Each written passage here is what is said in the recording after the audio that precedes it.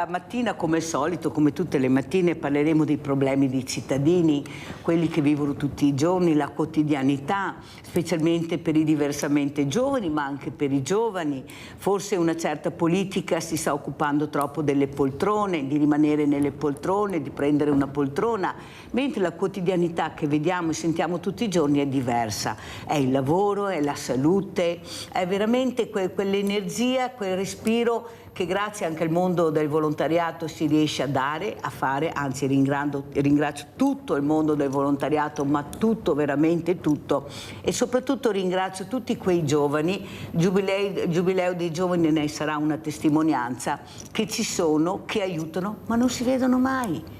Perché bisogna far vedere i cattivi esempi, bisogna far vedere quelli che si comportano male, che forse sarebbero da prendere in mano e così male non si comporterebbero. Questi diversamente giovani che hanno bisogno di assistenza continua, le famiglie non ce la fanno, però non c'è il ricambio. Ne parleremo questa mattina e ringrazio veramente col dottor Carlo Donadel, vicepresidente cooperative Insieme si può, perciò non gli ultimi della classe di sicuro, ma gente che tutto il giorno tocca con mano la realtà quotidiana, però anche un politico, tra virgolette, ma sempre politico di Fratelli d'Italia, che è Luigi Susin, responsabile regionale mondo produttivo. Buongiorno. Perciò con lui parleremo anche di Dazzi, di come la vede, essendo anche un imprenditore, rappresentando questo mondo produttivo.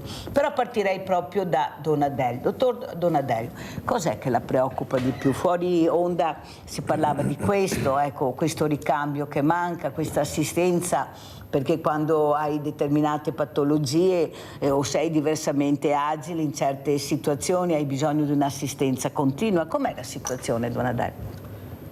Il terzo settore sta vivendo una stagione straordinaria da un lato e drammatica dall'altro. Straordinaria perché si aprono delle possibilità nuove anche relativamente al codice del terzo settore, che apre la possibilità di una partecipazione ancora più puntuale, ancora più attiva da parte degli enti del terzo settore e quindi li rende partecipi anche dei percorsi di programmazione, l'individuazione degli obiettivi strategici che riguardano le politiche sociali, eccetera. D'altro lato, il terzo settore, diciamo dal Covid in avanti, sta vivendo un dramma davvero decisivo, è quello che riguarda le risorse umane. Trasversalmente tutti gli enti che si occupano di cura della persona, quindi di assistenza, sia lato domiciliare, sia lato delle strutture residenziali, ha a che fare con questo tema. Non c'è reperibilità di risorse umane.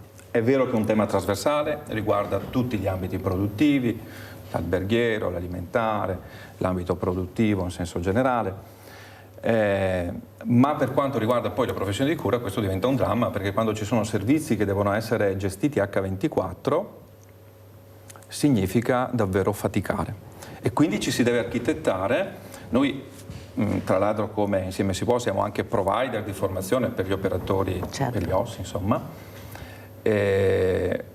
Di norma apriamo i bandi per la partecipazione ai corsi. L'ultima tornata abbiamo aperto 3 corsi per OSS, ne è partito 1,5. Ecco, nel senso che un corso è partito non saturo a fronte dei 30 posti disponibili. Quindi questo dice da un lato della poca appetibilità che le professioni di cura hanno. E quindi c'è una rivalutazione anche dal punto di vista culturale da fare, perché il welfare non è una sezione accessoria anche rispetto al mondo produttivo. Se funziona bene il welfare, anche il mondo produttivo ne beneficia e viceversa, quando il mondo produttivo funziona bene, anche il welfare ha tutte le possibilità di procedere bene. Ma il tema per noi è proprio davvero quello delle risorse umane. Tanto è vero che stiamo mettendo testa anche sulla possibilità, ecco, di attivare dei percorsi dall'estero, perché questa è l'unica strada che ci resta, non abbiamo altra possibilità. E qua faccio intervenire Luigi Susin, che oltre ad essere un rappresentante politico di Fratelli d'Italia si occupa anche di imprese, di questo mondo produttivo che diceva molto bene il dottor Donadel fa fatica a rimanere a galla ormai, perché non abbiamo i numeri. Cioè, inutile che ce la giriamo, il Veneto è dei veneti, gli italiani sono italiani. Qui se non andiamo a prendere le persone, come dice Donadel, all'estero, e con grande fatica, perché non è che sia così facile farle arrivare. Attenzione, abbiamo una burocrazia che mette dei paletti assurdi, anche qua dovremmo parlarne, Susi. Come sempre. Cioè, va rivisto tutto questo mondo regionale, anche dico io, perché io ne so qualcosa, perciò parlo, perché mi confronto, ed è difficilissimo.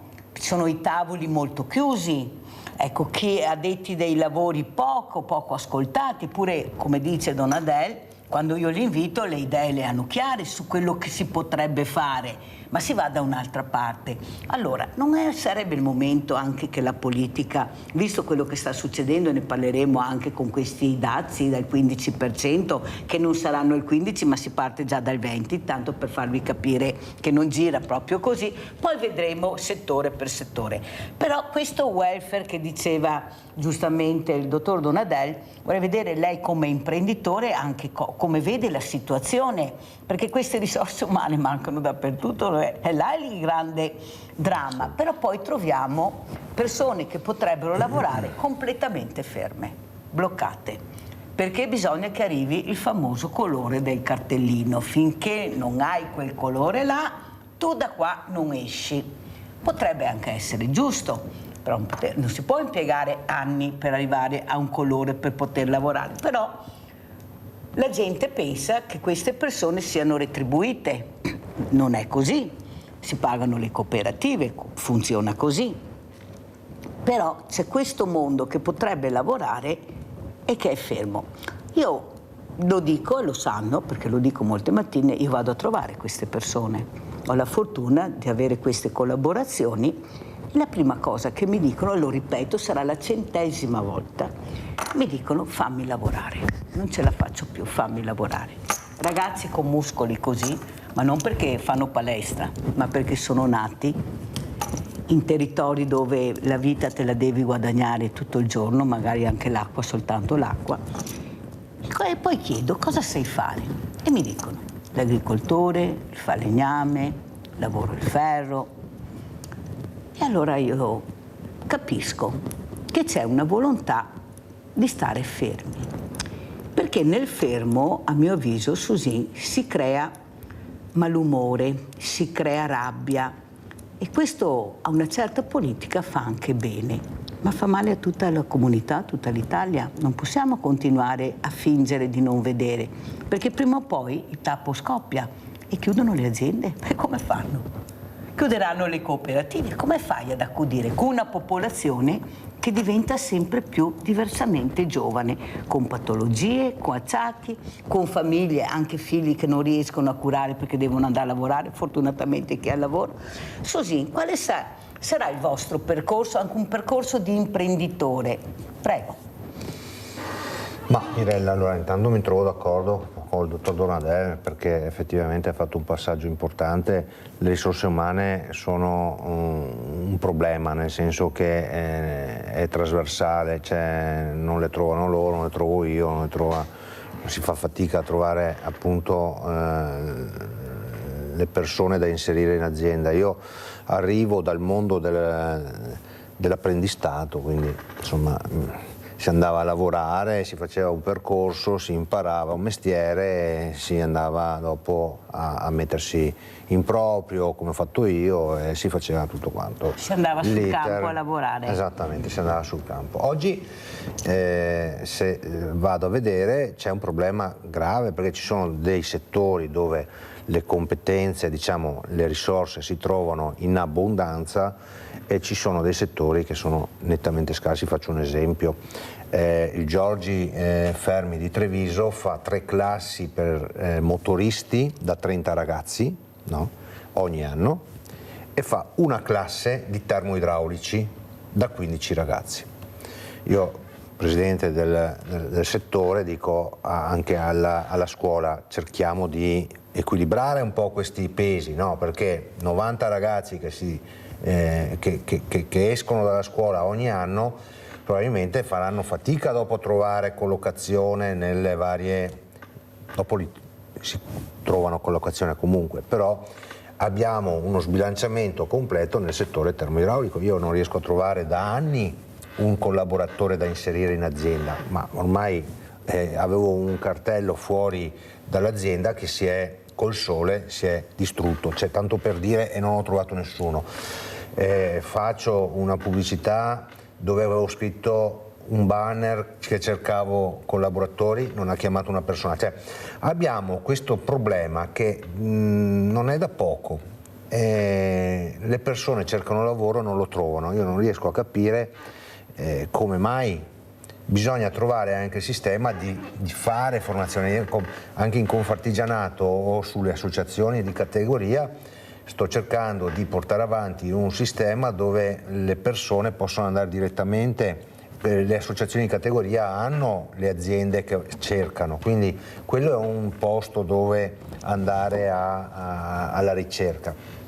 Poi se uno cerca e spera di non trovarlo è un altro discorso, però nel nostro territorio dove c'è comunque un mondo produttivo, lavoro ce n'è veramente tanto, dalla cooperativa, dall'idraulico, all'elettricista, cioè bisogna un po' adattarsi forse, ma le persone che abbiamo menzionato penso non abbiano problemi di adattamento, quindi c'è soltanto da trovare il sistema di instradare queste persone nel modo giusto. Sono d'accordo. E questo è probabilmente una pecca che oggi ci ritroviamo di fronte e che va risolta. Va risolta anche perché non è che queste aziende possono aspettare anni e questi lavoratori, queste persone hanno bisogno di lavorare. No, anche perché, Mirella, mi scusi. Prego, prego. C'è da dire che, per dire, io guardo la mia azienda, ho persone da 30 anni inserite in azienda, ma da 30 anni vuol dire che sono prossimi ad andare al pensionamento. Dopodiché ho anch'io dei grossi problemi per andare avanti con l'azienda. Com'è che si fa? L'azienda, se non si mette in moto un percorso che sia un percorso sano e che ci porta a inserire le persone in azienda, abbiamo la difficoltà di proseguire con le nostre aziende, perché questo sta succedendo. E ci sono aziende corsovari che loro, purtroppo, come si diceva prima, bisogna fare squadra, invece loro fanno squadra, certo, e sono nel territorio e stanno mangiando le aziende nostre che non sono più competitive. Tutto là. Tutto là, però bisogna pure cercare anche di fare un passo in avanti. Allora iniziamo. Susin, l'ufficio all'impiego cos'è nel 2025? Dov'è l'ufficio per l'impiego? Ma com'è possibile che Susin deve mettere fuori i cartelli, i banner per cercare personale? Allora, le agenzie interinali cosa fanno? Dove sono i curriculum? Perché non ce li fanno vedere tutti questi curriculum che le persone mi dicono, mi chiamano, che mandano e nessuno riceve risposta? A livello regionale c'è l'ufficio per l'impiego, cosa fa? Dove sono le richieste che vengono fatte e da chi? Chi sono queste persone che cercano lavoro? Non si sa niente. Però io ho un dato, Mirella, che è personale, nel senso, certo, che una volta io avevo le persone, i ragazzi più o meno giovani, insomma, che venivano in azienda, mi portavano il curriculum. Ne avevo una volta, oggi non ne ho più. Ma li mandano, i giovani mandano, no, cioè diversamente giovane che non c'è buon abituato. Parlo della mia azienda, da qualche anno non arrivano più. Ma perché non devono ci sono più? No, allora non ci siamo. Susin non deve ricevere il curriculum, deve riceverlo l'ufficio per l'impiego regionale. Okay. Lei è un'azienda, certo, è in regione. Certo. La regione, in base alle richieste che ha, sono d'accordo, deve, ho capito. No, perché sennò chi mi spiega cosa chi fa in regione? Però, ripeto, con questo piccolo mio dato che così mi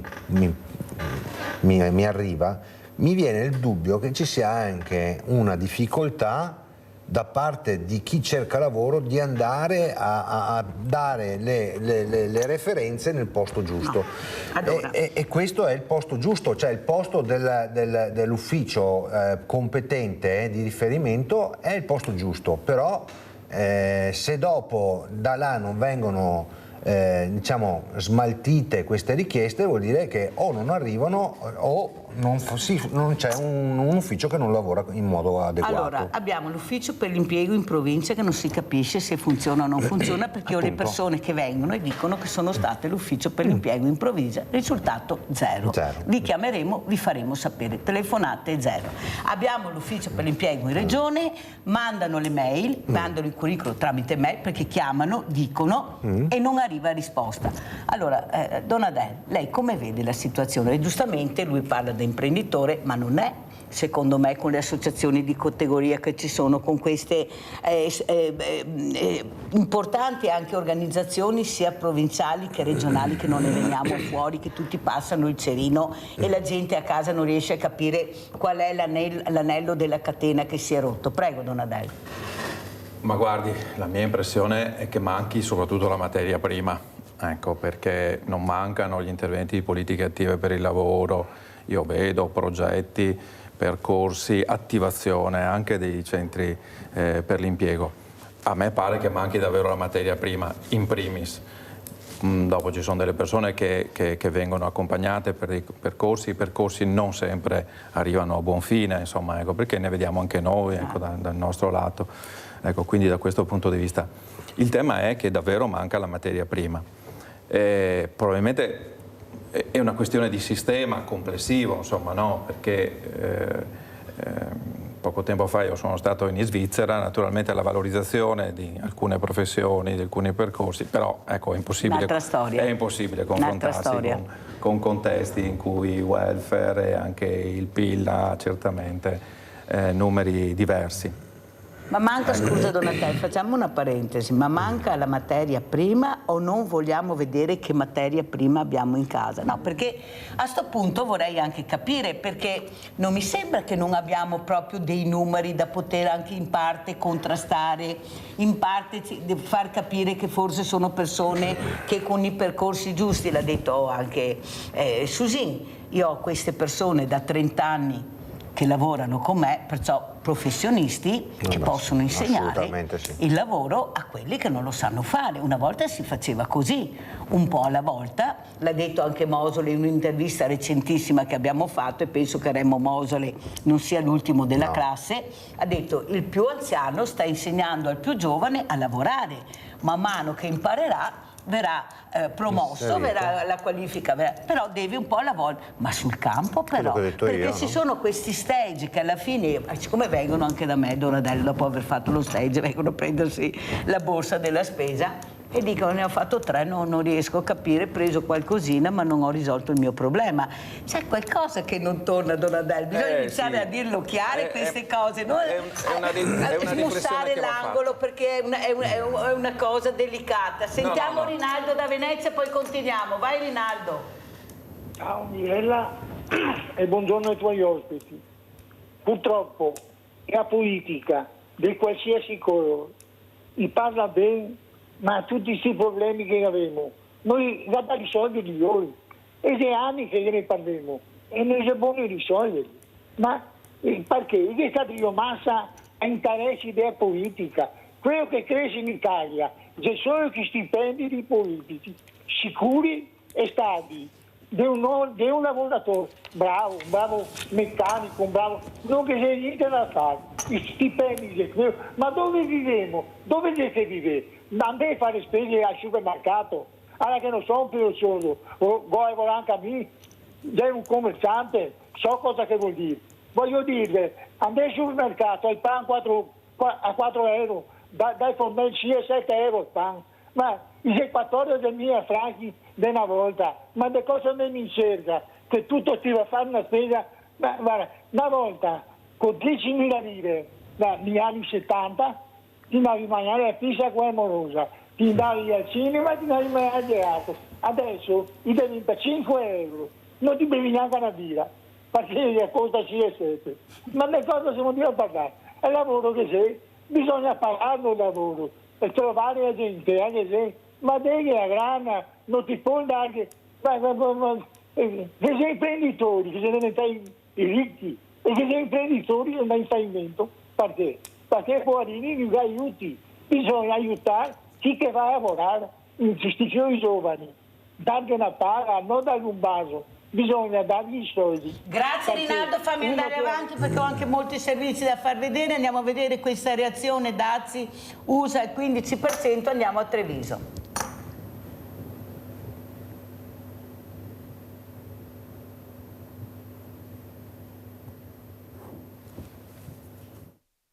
Dopo mesi di discussioni, l'accordo sui dazi USA al 15% mette fine all'incertezza e al rischio di tasse doganali al 30% dal 1 agosto, ma non soppisce i timori per il futuro delle imprese, soprattutto quelle che esportano. Dazi al 15% per le merci esportate negli Stati Uniti dall'Unione Europea sono comunque il triplo rispetto ai dazi medi dell'era pre-Trump, fissati al 4,8%, a maggior ragione per un'area produttiva strategica per l'export italiano come il Veneto, di qui le richieste delle categorie economiche.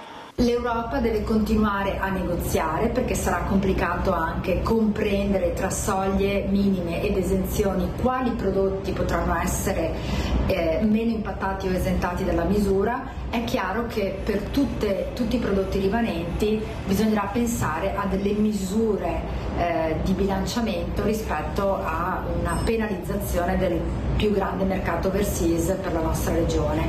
Preoccupazione anche da parte delle imprese artigiane su un totale di oltre 64 miliardi di euro di Made in Italy esportati negli Stati Uniti, riporta una nota di Confartigianato regionale, l'11,1% porta il marchio Made in Veneto, cosa che rende ancora più urgente un'azione politica decisa a tutela delle micro e piccole imprese artigiane, anche perché si rischia l'effetto domino su tutta una serie di aziende che non esportano direttamente negli USA, ma ad esempio realizzano componenti per filiere più complesse, come ad esempio l'automotive, che successivamente finiscono nel mercato americano, e cercare altri sbocchi non è cosa che si realizza dalla mattina alla sera.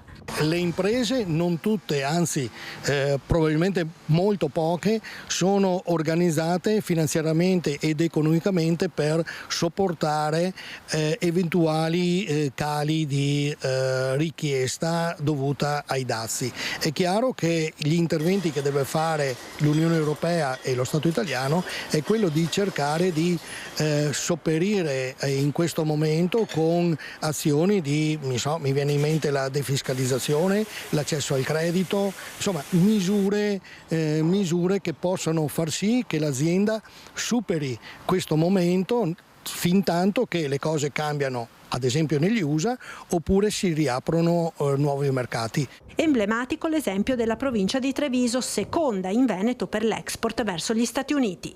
Il mercato USA pesa per 1/10 del totale, quindi è un mercato importante. Tanto per dare un'idea, fatti 15 miliardi in marca trevigiana dell'export, l'export USA pesa 1,3 miliardi, 1,4 miliardi. Il fatto che si sia trovato un accordo è una notizia positiva, solo a metà. I dazi dopo gli accordi tra Unione Europea e Stati Uniti fanno ancora paura agli artigiani padovani, perché l'incertezza del prossimo futuro è il peggiore blocco per lo sviluppo delle imprese del territorio. L'incertezza è il peggiore viatico per lo sviluppo dei territori e delle imprese artigiane. In effetti, invece di pagare i dazi al 30%, triplichiamo quelli che già c'erano e che erano del 5%.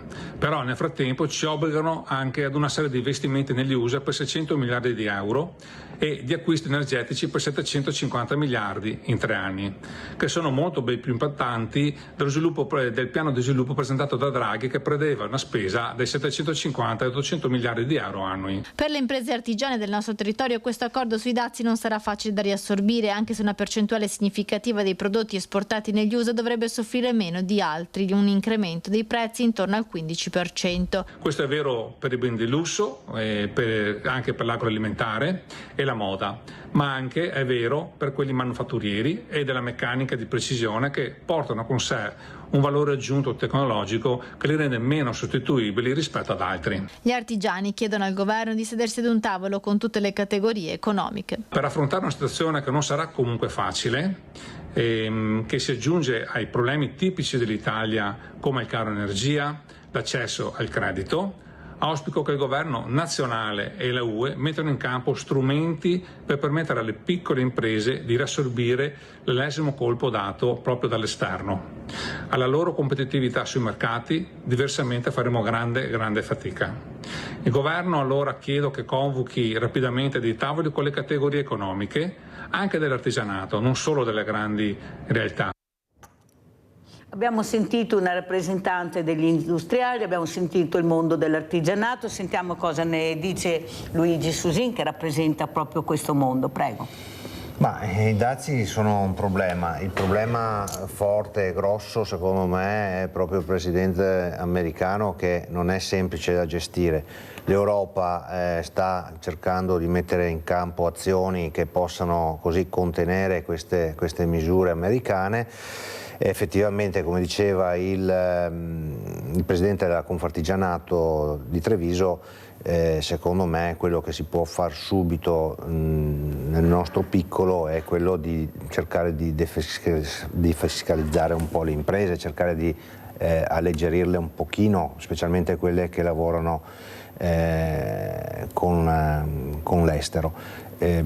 Faccio un esempio della Cina. Io ho un amico che è un amministratore delegato di un'azienda cinese.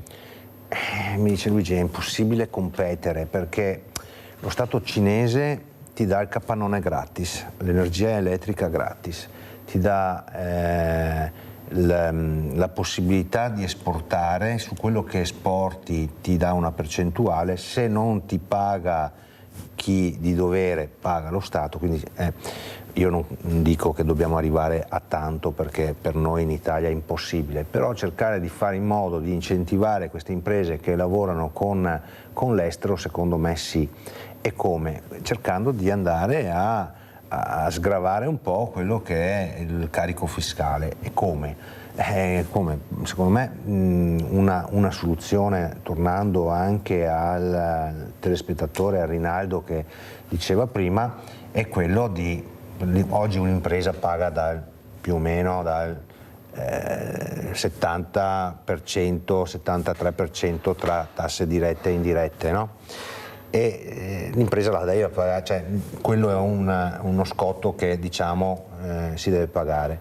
Ma se noi andiamo a far arrivare a Roma il 40% di quell'importo e il 30% lo rimettiamo in busta paga ai collaboratori, secondo me si mette in moto un volano che diventa virtuoso, perché comunque la gente ha la possibilità di spendere di più, va fuori di più, va a mangiare, c'è un giro di IVA molto più importante e quindi un ritorno economico anche per lo Stato.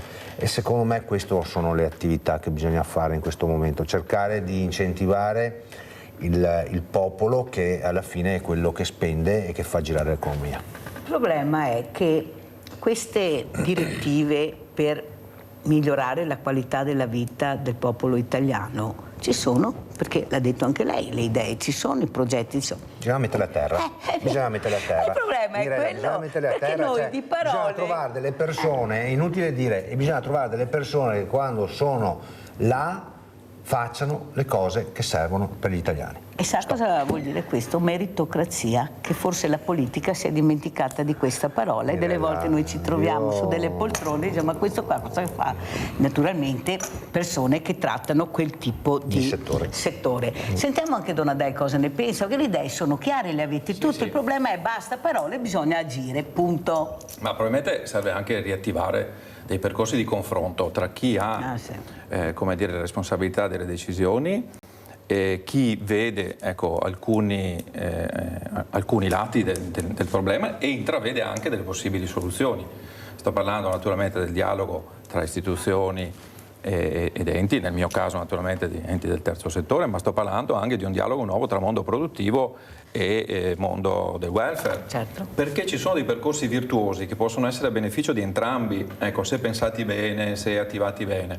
Quindi c'è bisogno di azioni di sistema, anche rispetto a quanto si diceva prima, rispetto appunto alla occupazione, alla possibilità di integrare all'interno di percorsi con una formazione di un certo livello, con una integrazione di un certo livello, cioè serve un dialogo di sistema. A volte poi servono anche le risorse, questo naturalmente è un altro capitolo molto importante anche per il nostro settore, perché dal Covid in avanti noi abbiamo avuto un incremento, non noi, tutto il mondo produttivo, insomma, e anche le famiglie, c'è stato un incremento dell'indice FOI, insomma, dell'indice di una ventina di punti, che ha ha portato dei gravami, ecco, lato finanziamenti, quindi servono anche questi aspetti qua, ma a volte anche per superare questi aspetti un dialogo proattivo tra i diversi soggetti, ma davvero effettivo, non un dialogo così, ecco, sugli aspetti generici, dei tavoli che arrivino davvero a delle soluzioni concrete. Questo io credo che possa essere una delle strade. Poi naturalmente ci sono gli aspetti più ampi, ecco, quelli di sistema, quelli che riguardano la tassazione e quant'altro, ma intanto io credo che questi aspetti qua diventino importanti. L'altro aspetto dal mio punto di vista è la necessità di ripartire, lo so che adesso sembra anche contraddittorio, ma dalla cultura. Ecco, c'è bisogno che insieme si guadagni una visione, un modo per leggere i bisogni, un modo per leggere la realtà, che aiuti ad individuare anche degli strumenti innovativi, che aiuti appunto il dialogo tra le diverse istanze. Ecco, per esempio noi dal punto di vista della nostra cooperativa abbiamo attivato un'iniziativa nuova che è ISP Academy, ecco, con l'obiettivo proprio di mettere a fuoco intanto come dire, quegli aspetti che rendono qualificati gli interventi, i servizi, e anche come dire, che rendono qualificati gli interventi a favore di tutta la comunità. Insomma, ecco, quindi da un lato servono le risorse, dall'altro serve una cultura per leggere bisogni, individuare strategie, innovazione, perché per tutti i settori questi sono gli aspetti fondamentali. Ma se dovessi trovare, ecco, un elemento in questo momento, ecco, al netto delle scelte che sono più alte di noi, direi che anche un dialogo, ecco, a livello locale rinnovato e concreto potrebbe portare ad alcuni frutti. Bene, Donadel, quello che mi spaventa è che quello che dice lei ci dovrebbe già essere, cioè questo dialogo, queste sono le commissioni. Io ho partecipato, poi non ho più partecipato, perché alla fine non si capiva neanche perché ci eravamo ritrovati, seduti.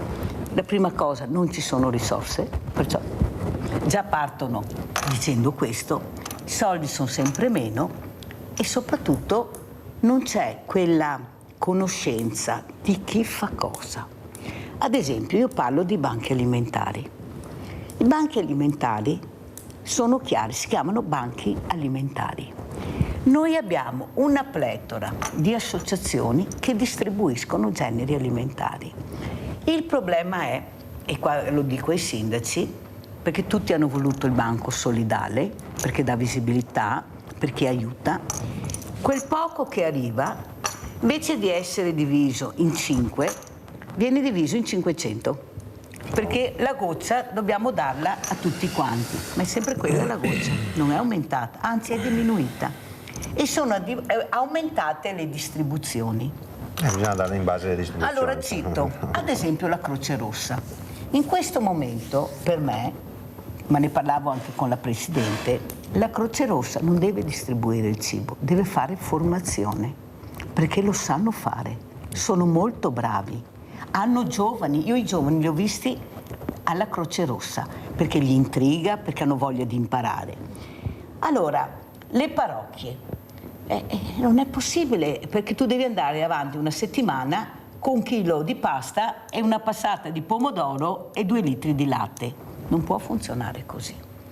Dobbiamo capire chi c'è nel territorio, chi può distribuire, chi può raccogliere e portare a casa perché hanno i pulmini, hanno questa disponibilità, chi ha bisogno di personale tipo Donadel. Io al banco alimentare non ho mai visto nessuno venire a chiedere se c'è qualcuno che ha bisogno di lavorare, e abbiamo le pari opportunità a 5 passi.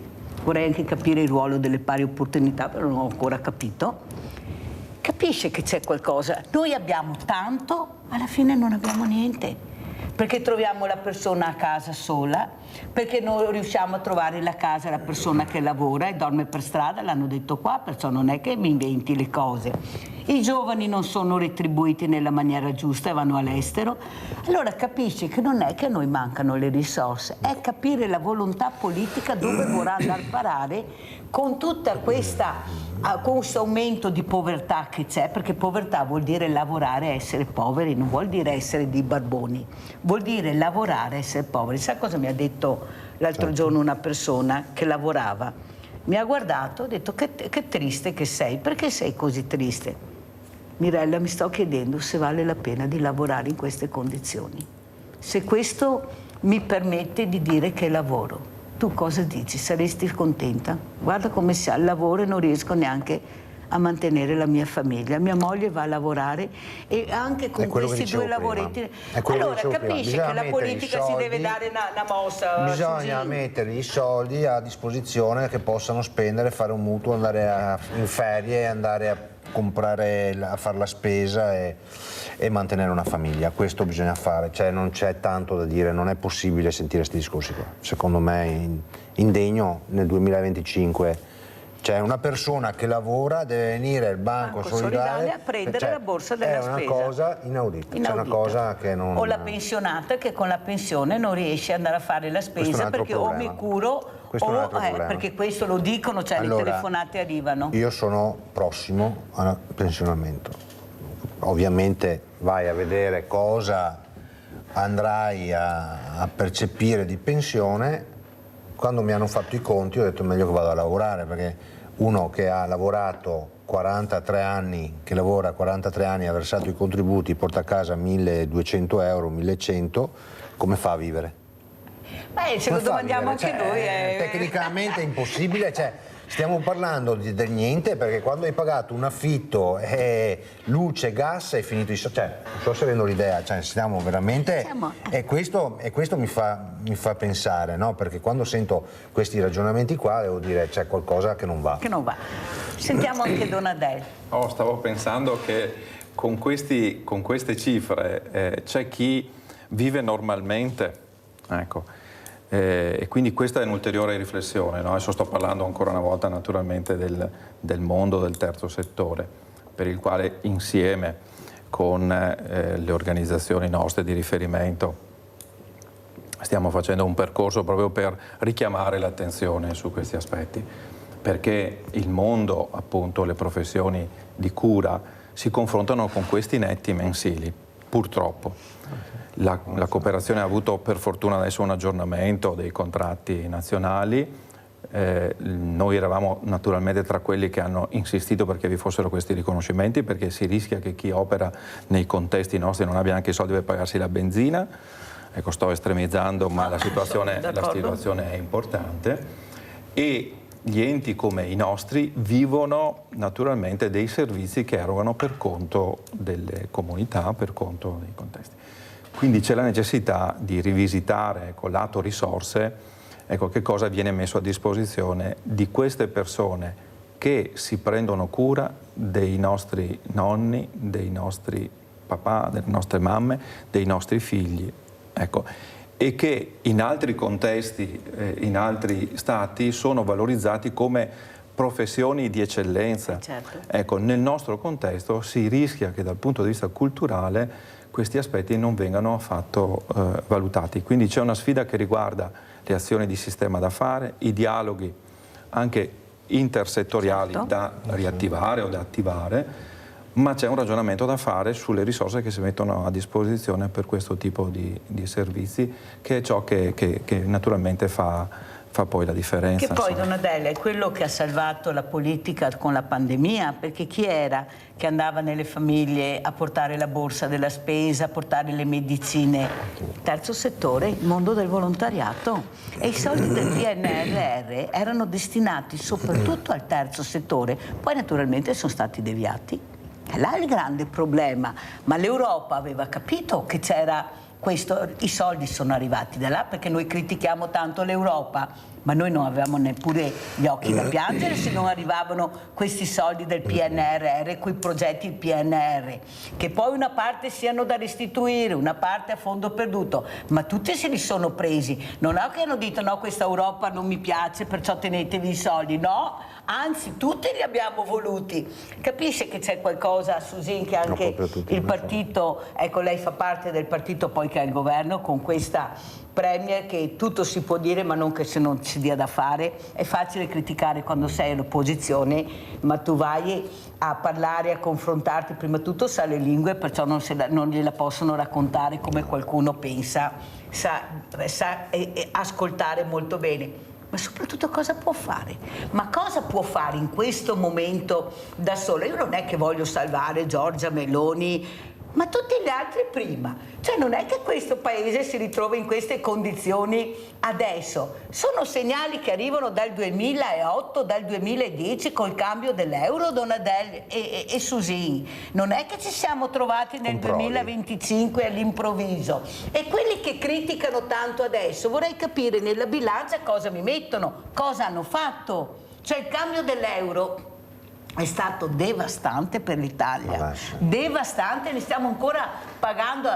È giusto che si doveva cambiare, è giusto che ma era troppo pesante, per noi non è stato equiparato. Però la politica, non è che lo dico a Susi, cosa c'entra Susi, ma la politica si è aumentata subito quello che a lei serviva, ma gli stipendi e le pensioni, e l'operaio è rimasto fermo completamente, non si è investito su niente, siamo a pezzi, il paese sta crollando. Avete visto le frane? Allora c'è una parte del paese che sta crollando e una parte del paese sta morendo di siccità e non c'è acqua.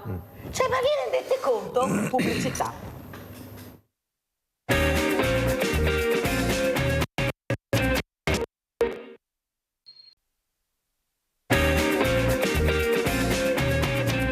Andiamo anche a vedere questo appello, andiamo a Padova, questo appello agenda sociale alla Regione. Andiamo a sentire.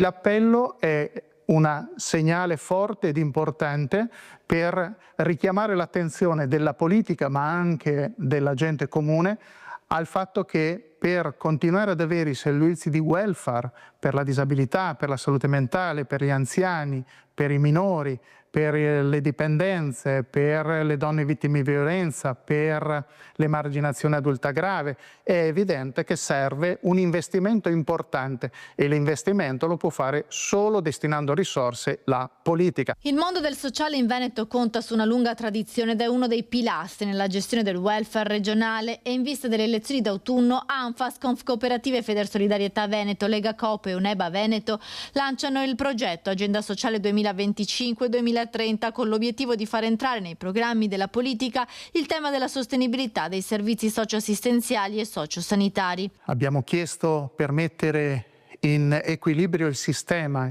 alla Regione del Veneto un incremento di 85 milioni di euro nel triennio 2024-2026. Ne sono stati riconosciuti 55, ne mancano 30. È evidente che questa somma importante non consente il mantenimento dei servizi con la qualità che oggi abbiamo. In più si aggiungono tutti i nuovi servizi e i nuovi bisogni che i cittadini e la comunità stanno manifestando e a questi non sono riservate risorse sufficienti per poter dare una risposta sufficiente e significativa a tutti coloro che lo richiedono. Il welfare veneto oggi rischia un collasso che potrebbe colpire migliaia di famiglie che quotidianamente vivono serie di fragilità e disabilità. I costi di gestione per le strutture del privato sociale infatti sono aumentati e serve un sostegno con i fondi della Regione. Questo è l'appello delle 4 organizzazioni che in Veneto rappresentano la maggioranza delle strutture dedicate ai bisogni delle persone con disabilità o con problemi di salute mentale, dipendenze o gestione dell'invecchiamento. Allora, dottor Donadel, io so che lei fa parte di queste organizzazioni, un tavolo molto importante, non si può più aspettare, adesso ci sarà un cambio di passo, naturalmente vedremo cosa la politica romana deciderà per la politica regionale, perché ricordiamo che è Roma che decide, però io direi che bisogna anche accelerare un pochino, perché avete sentito, ormai l'acqua sta arrivando alla gola. Prego, Donadel. Ecco, segnalo intanto un aspetto virtuoso. Queste 4 organizzazioni che avete visto sono 4 organizzazioni che stanno da un lungo periodo dialogando insieme, perché è di tutta evidenza che non si può fare da soli, non possono fare da sole le singole cooperative, anche quelle grandi come quella che rappresento io, non può fare da solo un singolo settore. Ecco, è fondamentale prima di tutto anche tra noi un dialogo fattivo, concreto, in modo che le istanze che sono trasversali a tutte le nostre organizzazioni vengano rappresentate in un modo univoco. E non è difficile farlo, perché di fatto insomma, è una constatazione più che altro delle cose che sono evidenti per tutti. Il secondo aspetto, abbiamo così deciso di rappresentare queste istanze comuni e chiedere, ci sarà un appuntamento importante il 9 di ottobre a Padova, in cui chiederemo ai diversi candidati, quando appunto verranno individuati, se qualcuno si decide a dire quando... di confrontarsi appunto con queste istanze. Ecco, nell'ottica appunto per la quale il welfare non è un settore secondario. Magari fa meno rumore di altri, magari, però il mondo del terzo settore sta tenendo in piedi come dire, l'intelaiatura, la schiena dei servizi che riguardano tutti noi, dall'infanzia al mondo degli anziani. E appunto in quest'ultimo periodo, come dicevo prima, ha conosciuto un'importante sofferenza dal punto di vista economico, quella che hanno conosciuto tutti. Però noi dipendiamo assolutamente dalle reti dei diversi servizi. Tenete conto, prendiamo un esempio, comunità per la salute mentale, sono tutte comunità molto piccole, hanno la caratteristica di avere come dire, una calda circolazione di affetti, di avere uno stile familiare e nel contempo di avere delle professionalità che vanno dallo psichiatra allo psicoterapeuta tutta una serie di figure, eccetera, eccetera. Quindi a fronte di numeri piccoli la professionalità è davvero molto elevata. Basta che ci sia una retta in meno, salta il bilancio perché con 6-7 persone che fanno una comunità, quindi questi sono i numeri, e questi sono numeri voluti perché proprio per andare in una direzione diversa da quella dell'istituzionalizzazione, insomma, ecco, per recepire tutto ciò che è stato, tutto ciò che sono state le indicazioni di Basaglia e dintorni, insomma, ecco, l'idea cioè di valorizzare le persone, l'idea era buonissima, di avere davanti un volto, una storia e non un numero, e quindi di accompagnare percorso per percorso, progetto per progetto. Qual è il tema? Che questi aspetti, che gestire i servizi di questa natura naturalmente è estremamente costoso e noi non abbiamo altre risorse se non quelle che vengono appunto dall'erogazione lato sanitario, lato sociale.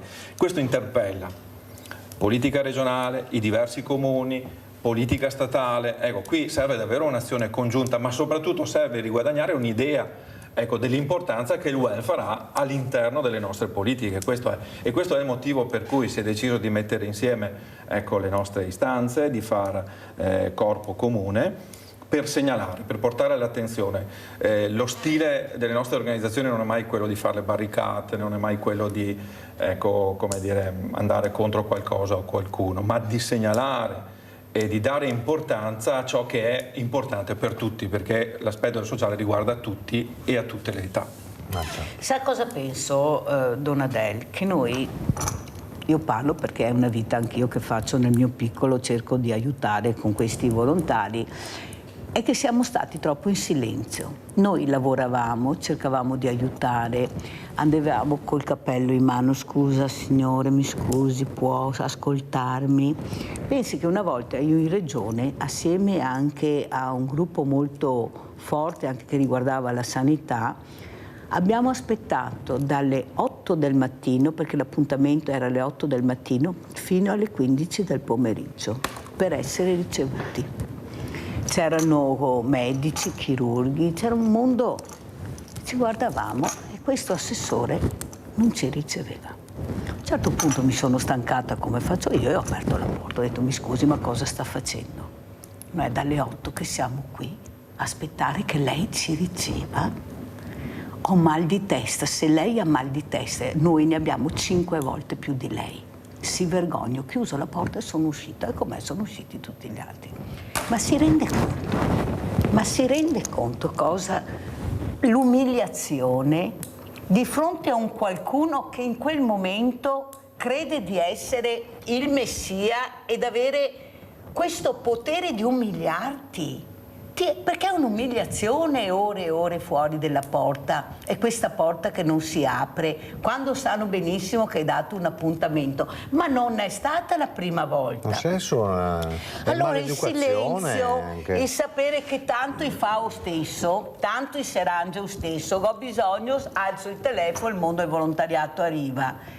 E questo ha fatto un'arma per loro, perché ci tenevano in pugno, no? Cioè, basta vedere come siamo presi, dobbiamo girare col commercialista e pagare per fare i volontari. Cioè, no, non so se a qualcuno arriva, qualche politico arriva a questa voce. Anzi, non vedono l'ora che spariamo, io ne so qualcosa, non vedono l'ora che noi spariamo per tenere a galla quelli che vogliono loro, i re, la regina, i principini. Questo sta succedendo con queste famose, adesso cambierà ancora nome, il sociale non sarà più l'ULSS, ma sarà una grande distribuzione dei sindaci e dei comuni. Chi governerà questo denaro che arriverà? A chi andrà tutto questo denaro perché arriverà? Capisce Donadei che c'è quello? Dobbiamo parlare prima, come state facendo? Queste richieste, cosa avete capito di quello che noi vi proponiamo? Dove andate a parare? Dove vorrete parare col terzo settore? Devono dare le risposte, ma dovremmo essere non in 4, dovremmo essere cioè questo tavolo deve rappresentare tutto il mondo del volontariato, perché siamo iscritti in regione, ci siamo. Cosa dice Susi? È corretto. È corretto, cioè, bisogna, secondo me, è intanto inaccettabile un ragionamento del genere, mi spiace dirlo, non so chi sia, non voglio neanche saperlo. Che abbiamo aspettato una roba allucinante. Dalle 8 alle 3 del pomeriggio è una cosa vergognosa e, se posso, è anche una questione di correttezza ed educazione, perché se io ho un appuntamento con una persona, io, Susin Luigi, ho un appuntamento con una persona e sono in ritardo, la chiamo, gli chiedo scusa che sono in ritardo, che mi aspetti. Se devo andare in un ufficio, devo aspettare tutte queste ore, vuol dire che c'è qualcosa che non va. Un ragionamento più ampio si potrebbe fare, ma magari lo faremo in un'altra situazione.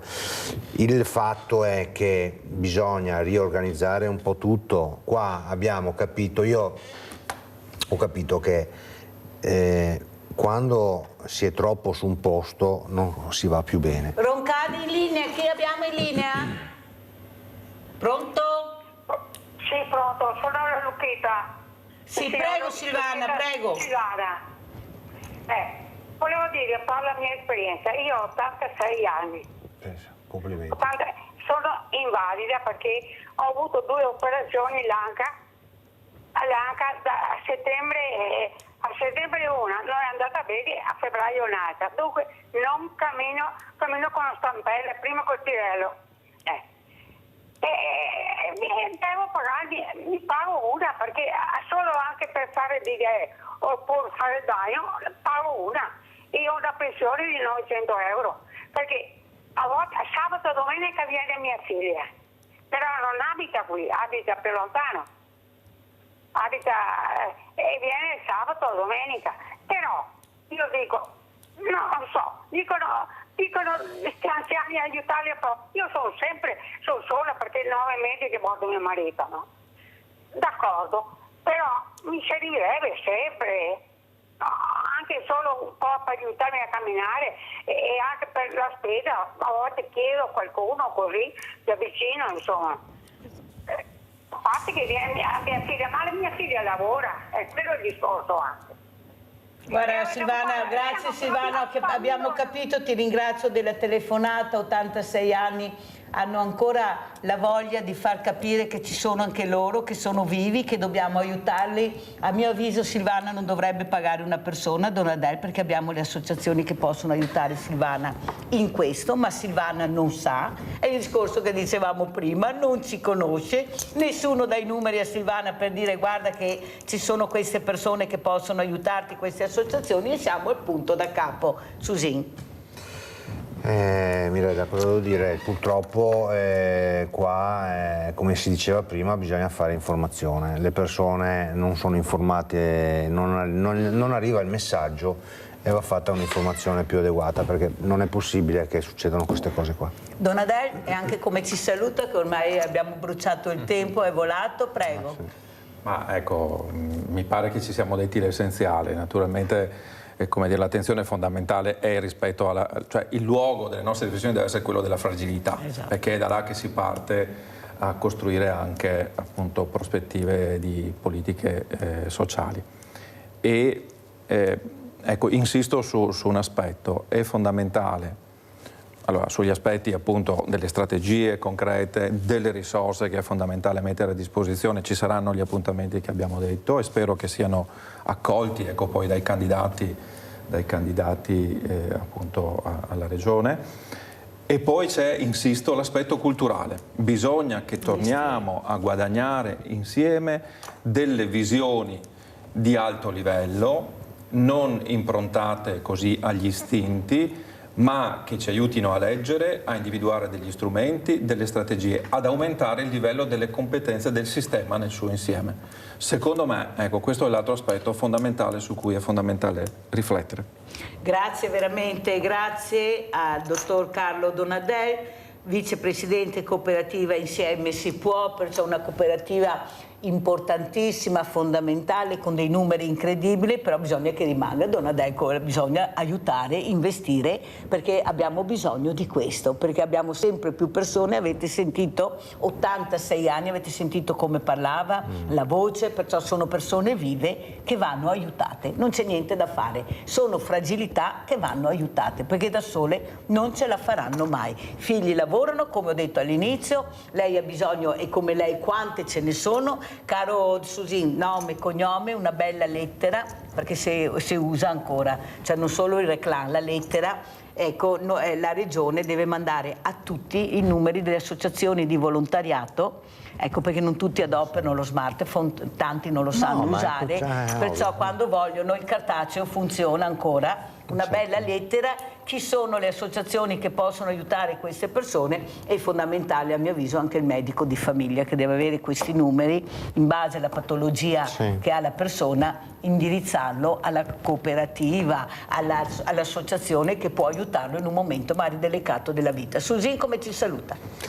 Allora, io vi saluto dicendo che siete sempre fantastici, gli argomenti che si trattano sono argomenti attuali, le persone che si ascoltano sono persone che danno le proprie esperienze. Abbiamo sentito la signora di 86 anni che effettivamente è una signora che ha voglia di vivere e sicuramente è ha bisogno di aiuto, va aiutata.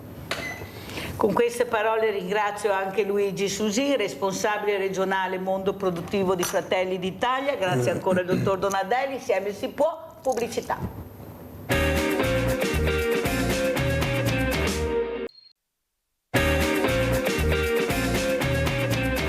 Abbiamo Oscar da San Martino di Lupari, sei ancora in linea, Oscar?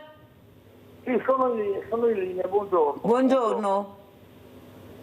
Prego. La mia chiamata è volevo denunciare una cosa, perché dal 13 maggio dell'anno scorso il sottopasso mi sembra di San Martino di Lupari è chiuso perché è crollato un muro di contenimento. Mi sembra impossibile che non si possa fare qualcosa. Scusi l'ignoranza perché io non sono un tecnico, però io facevo l'autista, andavo via in camion, siccome che adesso per entrare in zona San Martino di Lupari, Tombolo e via discorrendo, un camion ci impiega minimo 10 minuti di più, un quarto d'ora. Le ore di guida vengono aumentate per questo disagio.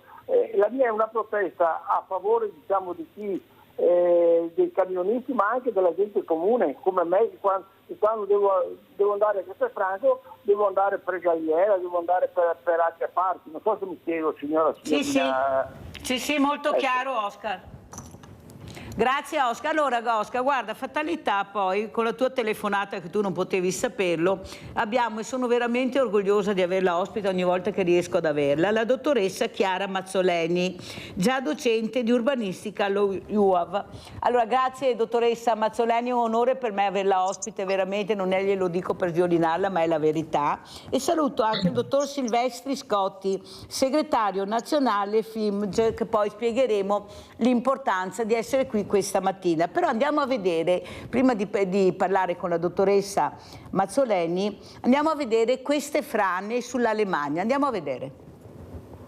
Purtroppo stiamo parlando di una colata più grossa della prima, quindi ci vorrà più tempo a rimuoverla, ma le previsioni di oggi non mettono sicuramente bel tempo, e quindi la paura è anche che possa scendere un'ulteriore colata. Un occhio al cielo, l'altro al fango. Si lavora ininterrottamente per rimuovere l'enorme colata di detriti che la scorsa notte dalla Croda Marcora si è riversata a valle ed ha invaso ancora una volta la statale 51 di Alemagna tra San Vito di Cadore e Cortina d'Ampezzo. Era stata riaperta ma solo nelle ore diurne appena 3 giorni fa, ma la nuova frana e l'incertezza del meteo rendono difficile prevedere quando sarà nuovamente percorribile. In previsione del maltempo ANAS aveva rafforzato da ieri sera la sorveglianza sul tratto per garantire la sicurezza della viabilità, prevenire situazioni di pericolo e consentire un intervento tempestivo che purtroppo è stato necessario. Il sistema di allerta ha funzionato, ma il pluviometro a valle è stato danneggiato dalla nuova colata.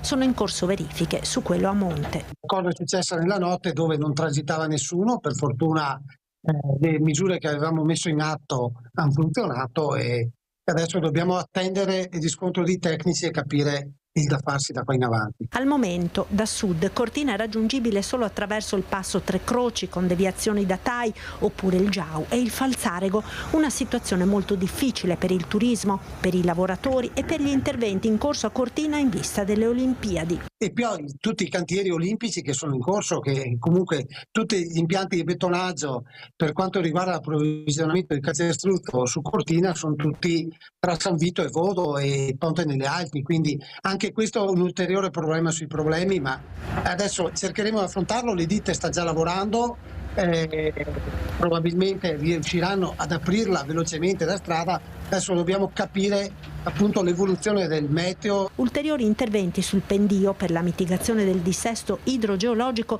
dovranno essere programmati, spiega una nota di ANAS, in sinergia con gli enti competenti, così come pure dovranno essere condivise con Regione, Provincia di Belluno e i comuni dell'area le attività finalizzate al ripristino della viabilità e, qualora le condizioni meteo lo permettano, la riapertura al traffico in piena sicurezza.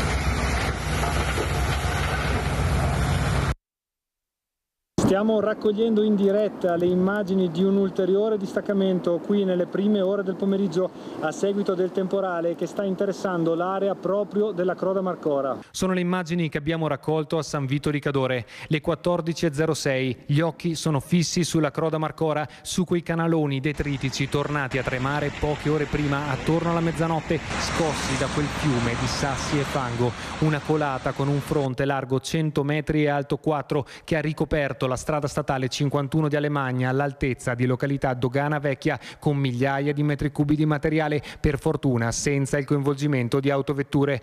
In un attimo il cielo torna a incupirsi, piove a dirotto, una manciata di minuti e la montagna torna a franare.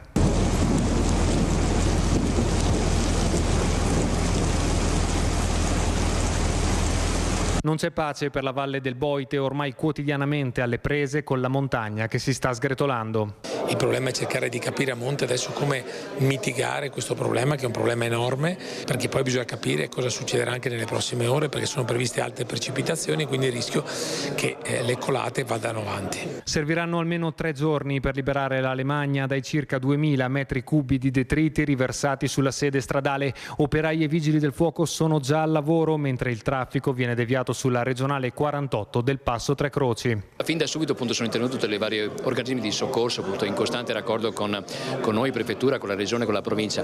Oggi fin da stamattina si sta cercando di rimuovere il materiale che ha invaso la strada e nell'arco di circa 3 giorni sarà possibile aprire solamente però ai mezzi di soccorso. Le priorità sono quelle innanzitutto di riaprire la strada nel più breve tempo possibile per consentire il transito dei mezzi di soccorso. Dopodiché, una volta riaperta la strada per i mezzi di soccorso, bisogna mettere in sicurezza la strada in modo tale che poi la viabilità torni a essere aperta in maniera ordinaria.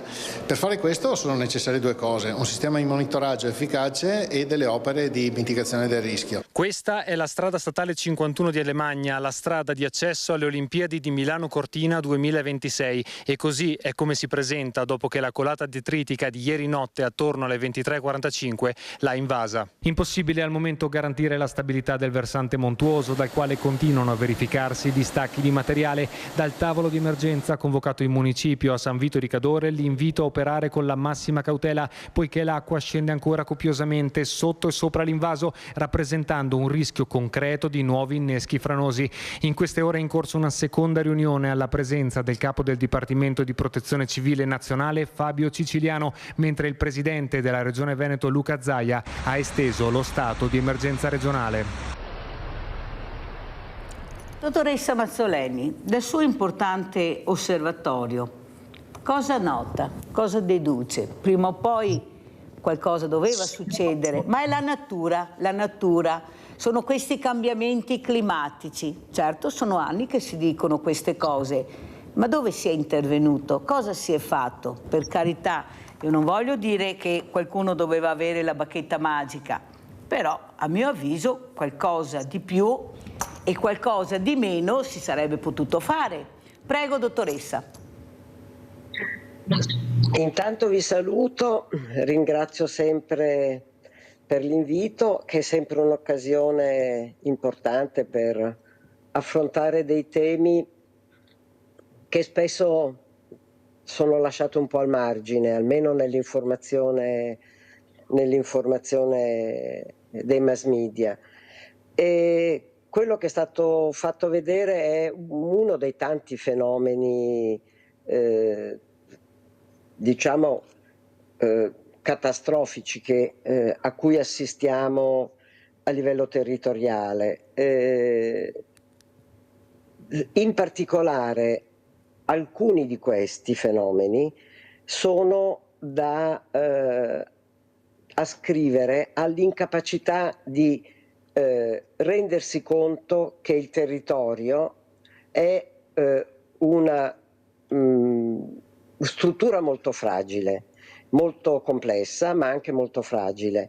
E se non prestiamo attenzione a quelle che sono le condizioni oggettive del territorio, alle sue differenze, alle sue particolarità, considerando che oggi abbiamo tutti gli strumenti di analisi molto maggiori rispetto a prima per capire qual è la configurazione, la conformazione del territorio, quali sono le sue parti più adatte alle trasformazioni e quelle che invece sono le parti che sono assolutamente da tutelare, meno adatte a delle trasformazioni. Quindi questo proprio per parlare di una condizione di base.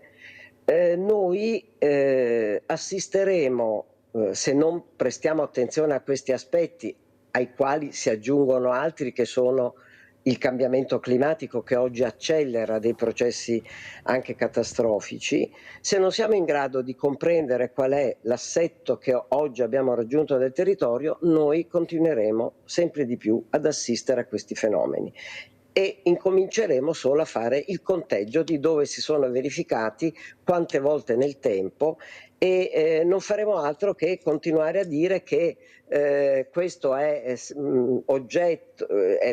l'esito di un dissesto territoriale, di una incultura del territorio, una mancata considerazione del territorio, e che andrebbero presi dei provvedimenti diversi, eccetera. Questo almeno una parte dell'opinione pubblica lo dice perché è più sensibile a questi aspetti, però io ho il sospetto sempre di più che in questo paese la maggior parte della popolazione sia molto disattenta a come avvengono i processi di trasformazione del territorio, non sia molto interessata a comprendere quali sono i provvedimenti che vengono presi a livello di governo, in questo caso parliamo da quello comunale a quello regionale a quello nazionale, e che determinano delle due condizioni: o la tutela del territorio rafforzata, oppure la incuranza di quali sono gli esiti di certe trasformazioni del territorio, soprattutto quando queste sono molto impattanti. Sicuramente quello che sta succedendo a Cortina è fortemente impattante su un territorio delicato, molto delicato, e a seguito di che cosa? A seguito del perseguimento di interessi, diciamo, immediati che non hanno una strategia. Qual è l'interesse immediato? Come sempre nel caso che sta succedendo in contesti delicati del Veneto sono gli eventi.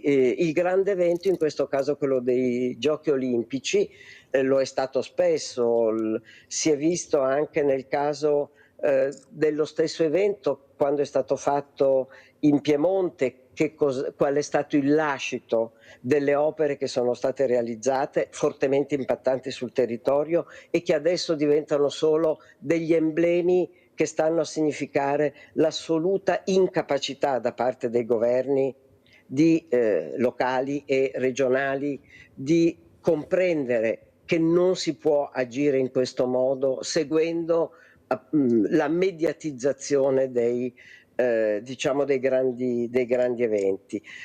Ci sono molti paesi, a proposito delle modalità di intervento a seguito dei cosiddetti grandi eventi, i Giochi Olimpici in particolare, che stanno prestando molta attenzione al fatto che questi avvengano nelle zone di montagna, perché ormai è diffusa, almeno sicuramente in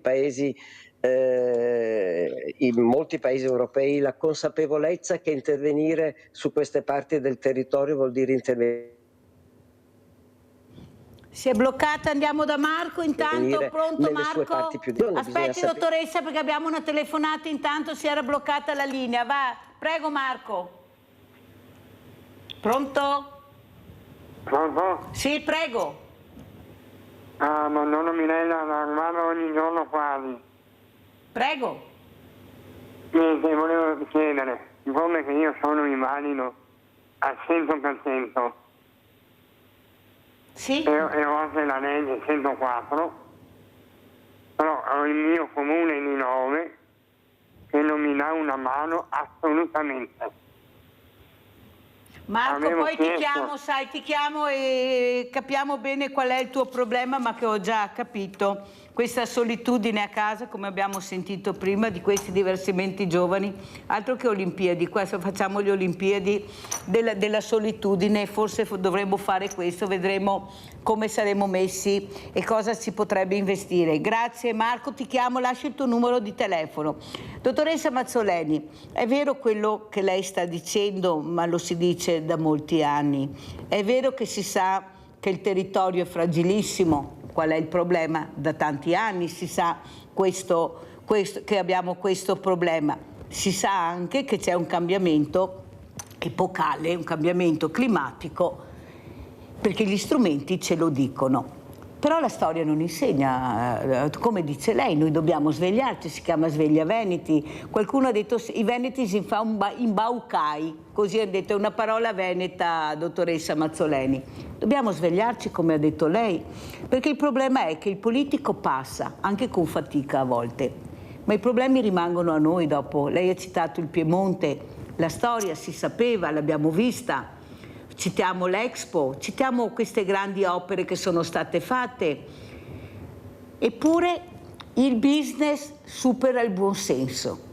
Non metti nella bilancia che la montagna può franare, che la natura si ribella a queste perforazioni, a queste gallerie, a questi tunnel sotterranei in un ambiente fragilissimo, la monocoltura.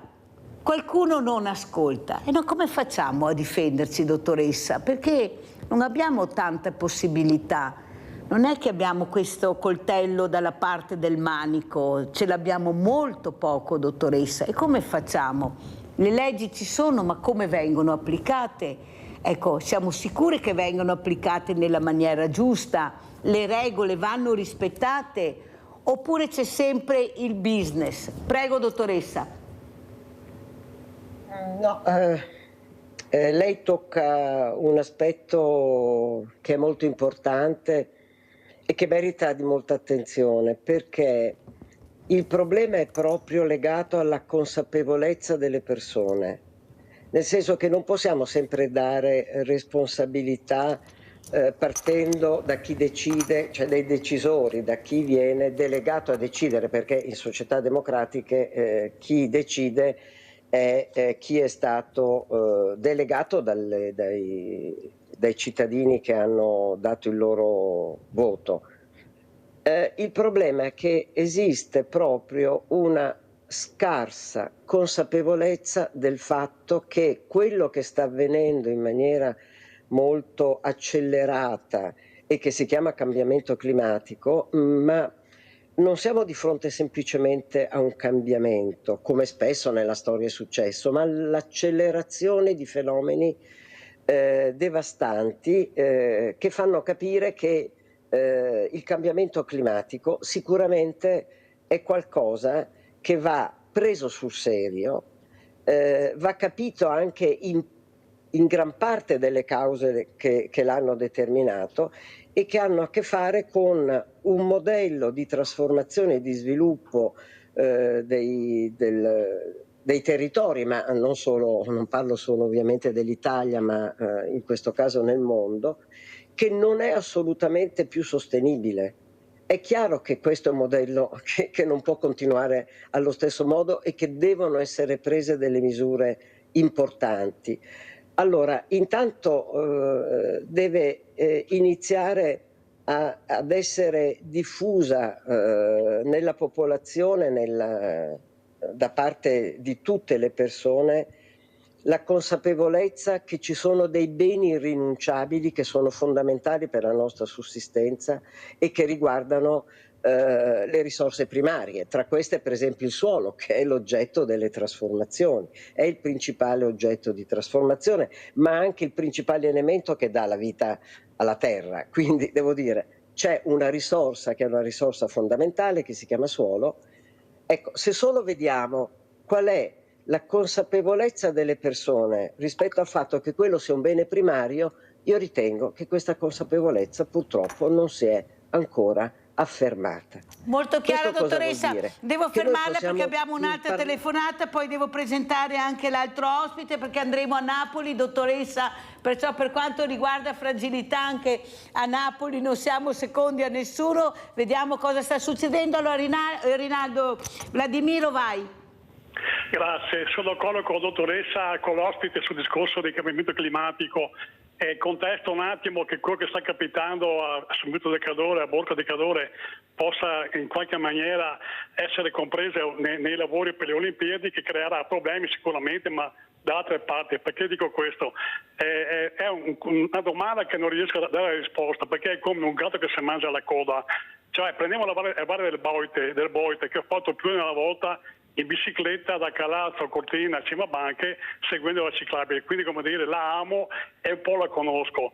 Allora la montagna deve essere abitata perché sennò va di male in peggio, però perché le persone possano vivere ha bisogno di tanti servizi e anche di tante infrastrutture, ferrovie e strade anche, perché è una balla per esempio dire che una ferrovia da Verona a Brennero risolve tutti i problemi del traffico commerciale tra l'Italia e la Germania, per fare un esempio.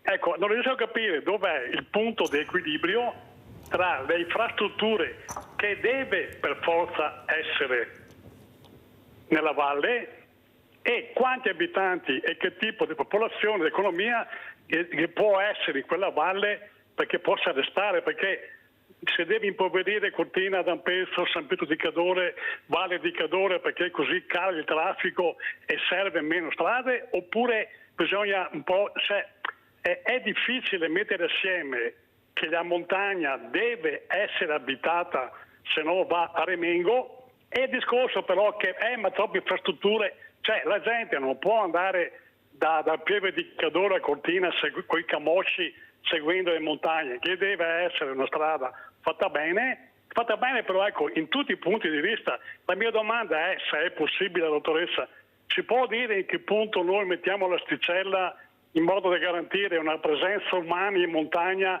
ma che possa anche vivere e avere un'economia e di conseguenza le ferrovie e le strade che deve essere che non sia troppo invasive o invadenti. Molto chiaro Vladimiro, molto chiaro, la dottoressa ti risponderà, ma prima vado a salutare, risponderemo sicuramente a Vladimiro, però andiamo a Napoli, andiamo a salutare il dottor Silvestri Scotti, segretario nazionale FIMG. Dottor Scotti, cosa ci dice? A Napoli come va intanto, visto che allora ci spostiamo come ambiente, come va dottor Scotti? Microfono. Mi sente dottor Scotti?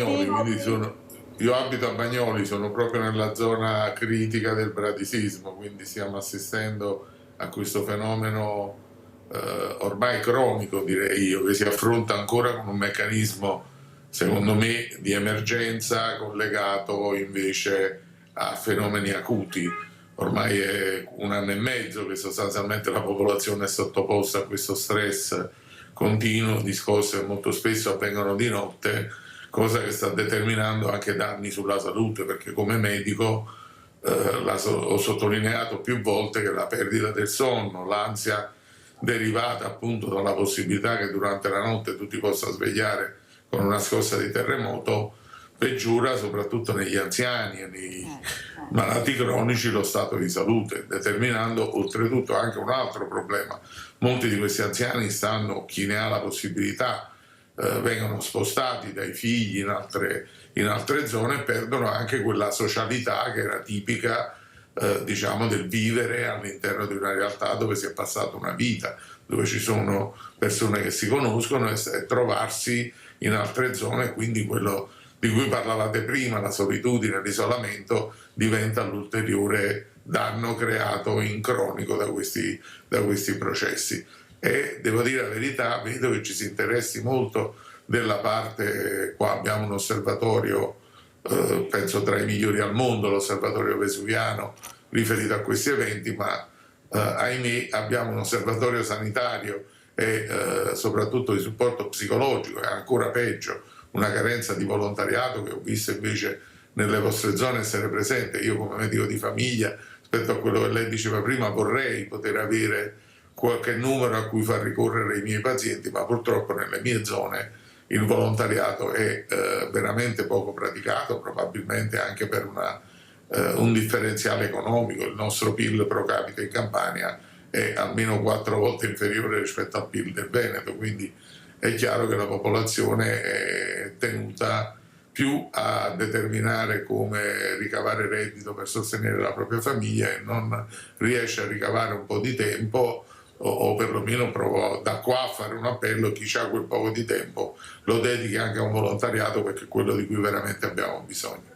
È vero, però è anche vero, dottor Scotti, che voi avete una cosa molto importante rispetto alla persona diversamente giovane. Nel sud ci sono poche RSA, diversamente giovane viene tenuto a casa, viene accudito, viene rispettato, è un'altra mentalità, e io vi devo dire grazie per quello che voi continuate a fare, anche non so per quanto tempo, perché come dice giustamente lei non è così facile accudire queste fragilità.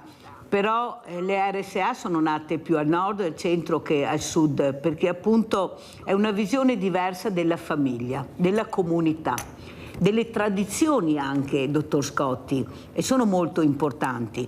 E la ringrazio per averlo detto. Cos'è che la preoccupa di più, dottor Scotti? Noi abbiamo questi osservatori importantissimi, come dice lei, una tecnologia incredibile, però poi bisogna vedere il dopo. Come viene impiegate le risorse che si mettono in questo, perché l'ha detto benissimo la dottoressa Mazzoleni, gli strumenti li abbiamo, si conosce, il problema è bisogna vedere la volontà politica dove vuole andare a parare anche con queste fragilità che sono i nostri diversamente giovani, ma la famiglia in generale. Prego, dottor Scotti, prego. Voi avete dall'altra parte un esperto di urbanistica, io sono anni che sostengo i modelli che sono partiti dalla Francia, a Parigi. Credo che anche nelle città, quindi le città più grandi, io sono in un quartiere di Napoli, debba essere cominciato a considerare proprio per queste persone quella che si chiama la città a 5 minuti a piedi, cioè dare a queste persone, proprio perché sono persone attive, come sentivo prima dalla telefonata della prima persona più anziana che ho ascoltato, queste persone hanno bisogno di avere i servizi a portata, diciamo, di camminata, mentre noi organizziamo sempre di più dei servizi che anche sanitari. Guardiamo al progetto, per esempio, mi scusi, delle case di comunità. Una casa di comunità ogni 50.000 abitanti deve far comprendere quanti chilometri quadrati quella casa di comunità dovrà coprire. Non è molto difficile fare una media tra i chilometri quadrati italiani, che sono circa 230.000 chilometri quadrati, e le 1.000 case di comunità o poco più che si faranno. Significa che ci sarà una casa di comunità ogni 200 chilometri quadrati. Se questo per qualcuno significa portare soprattutto a quelle persone che là dentro vorrebbero trovare servizi, vorrebbero trovare anche il volontariato e anche l'accesso a queste situazioni, un servizio più vicino, io ho qualche dubbio che avere una struttura in un ambito di 200 km quadrati sarà fortunato chi l'avrà, come dire, sul proprio territorio, ma tutti quelli più lontani rischiano di fare anche 40-50 km pure per arrivare dal proprio medico di famiglia.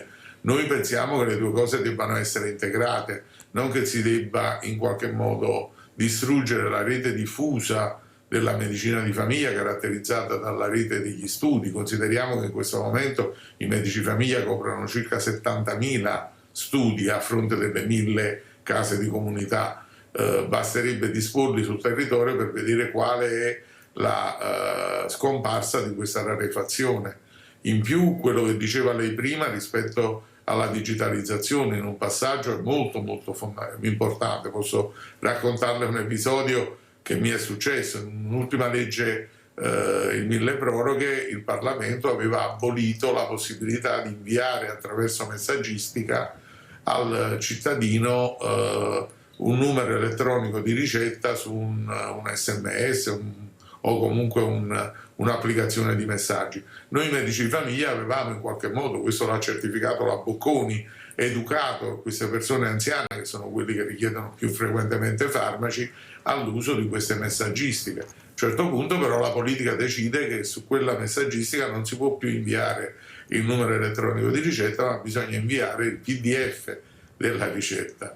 E qualche mese fa poi siamo riusciti a farla cambiare questa legge, ma nel periodo in cui io non potevo più inviare il numero elettronico, nel mio studio è venuta una mia paziente anziana dicendomi: dottore, ma perché prima mi inviava un messaggio che io potevo leggere, adesso mi arriva questo foglietto bianco?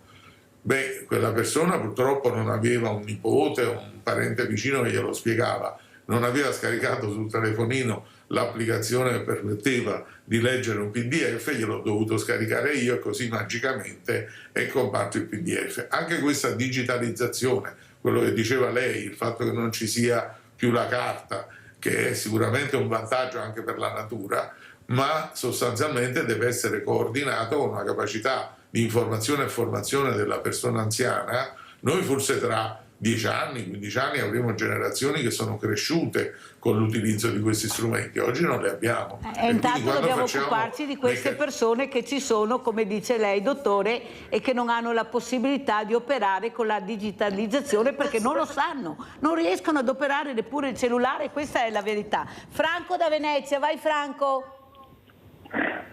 Sì, buongiorno a te e ai tuoi ospiti. Volevo dire che parlare del territorio senza accennare, l'inquinamento atmosferico, le cose sono strettamente collegate. E per quanto riguarda la nostra Italia, problemi di territorio ne ha avuto anche prima dell'inquinamento atmosferico, cioè sono anni che si dice, si lancia l'allarme, attenzione ai territori, vediamo i disastri. Oggi c'è questa cosa in più, diciamo, dell'inquinamento che fa sì che poi il territorio diventi fragile, però siamo al punto di prima, trovo, singolare infilare le Olimpiadi all'interno di questo ragionamento. Poi uno favorevole o contrario alle Olimpiadi. Io sono assolutamente indifferente sotto questo problema delle Olimpiadi. Non le sento, le vedo come una grossa manifestazione che sembra deve essere fatta come una cambiale, per cui tutti si battono per avere questa grossa manifestazione e chi si batte siamo sempre lì, torniamo sempre da capo. È la politica che decide queste cose. Grazie Franco, molto chiaro. Sentiamo come risponde la dottoressa Mazzoleni. Hai toccato punti importanti, anche l'inquinamento atmosferico. Prego dottoressa, risponderemo anche a Vladimiro che ha chiamato prima. Prego. Sicuramente ci sono tante persone che possono mettere in evidenza molte cose che non funzionano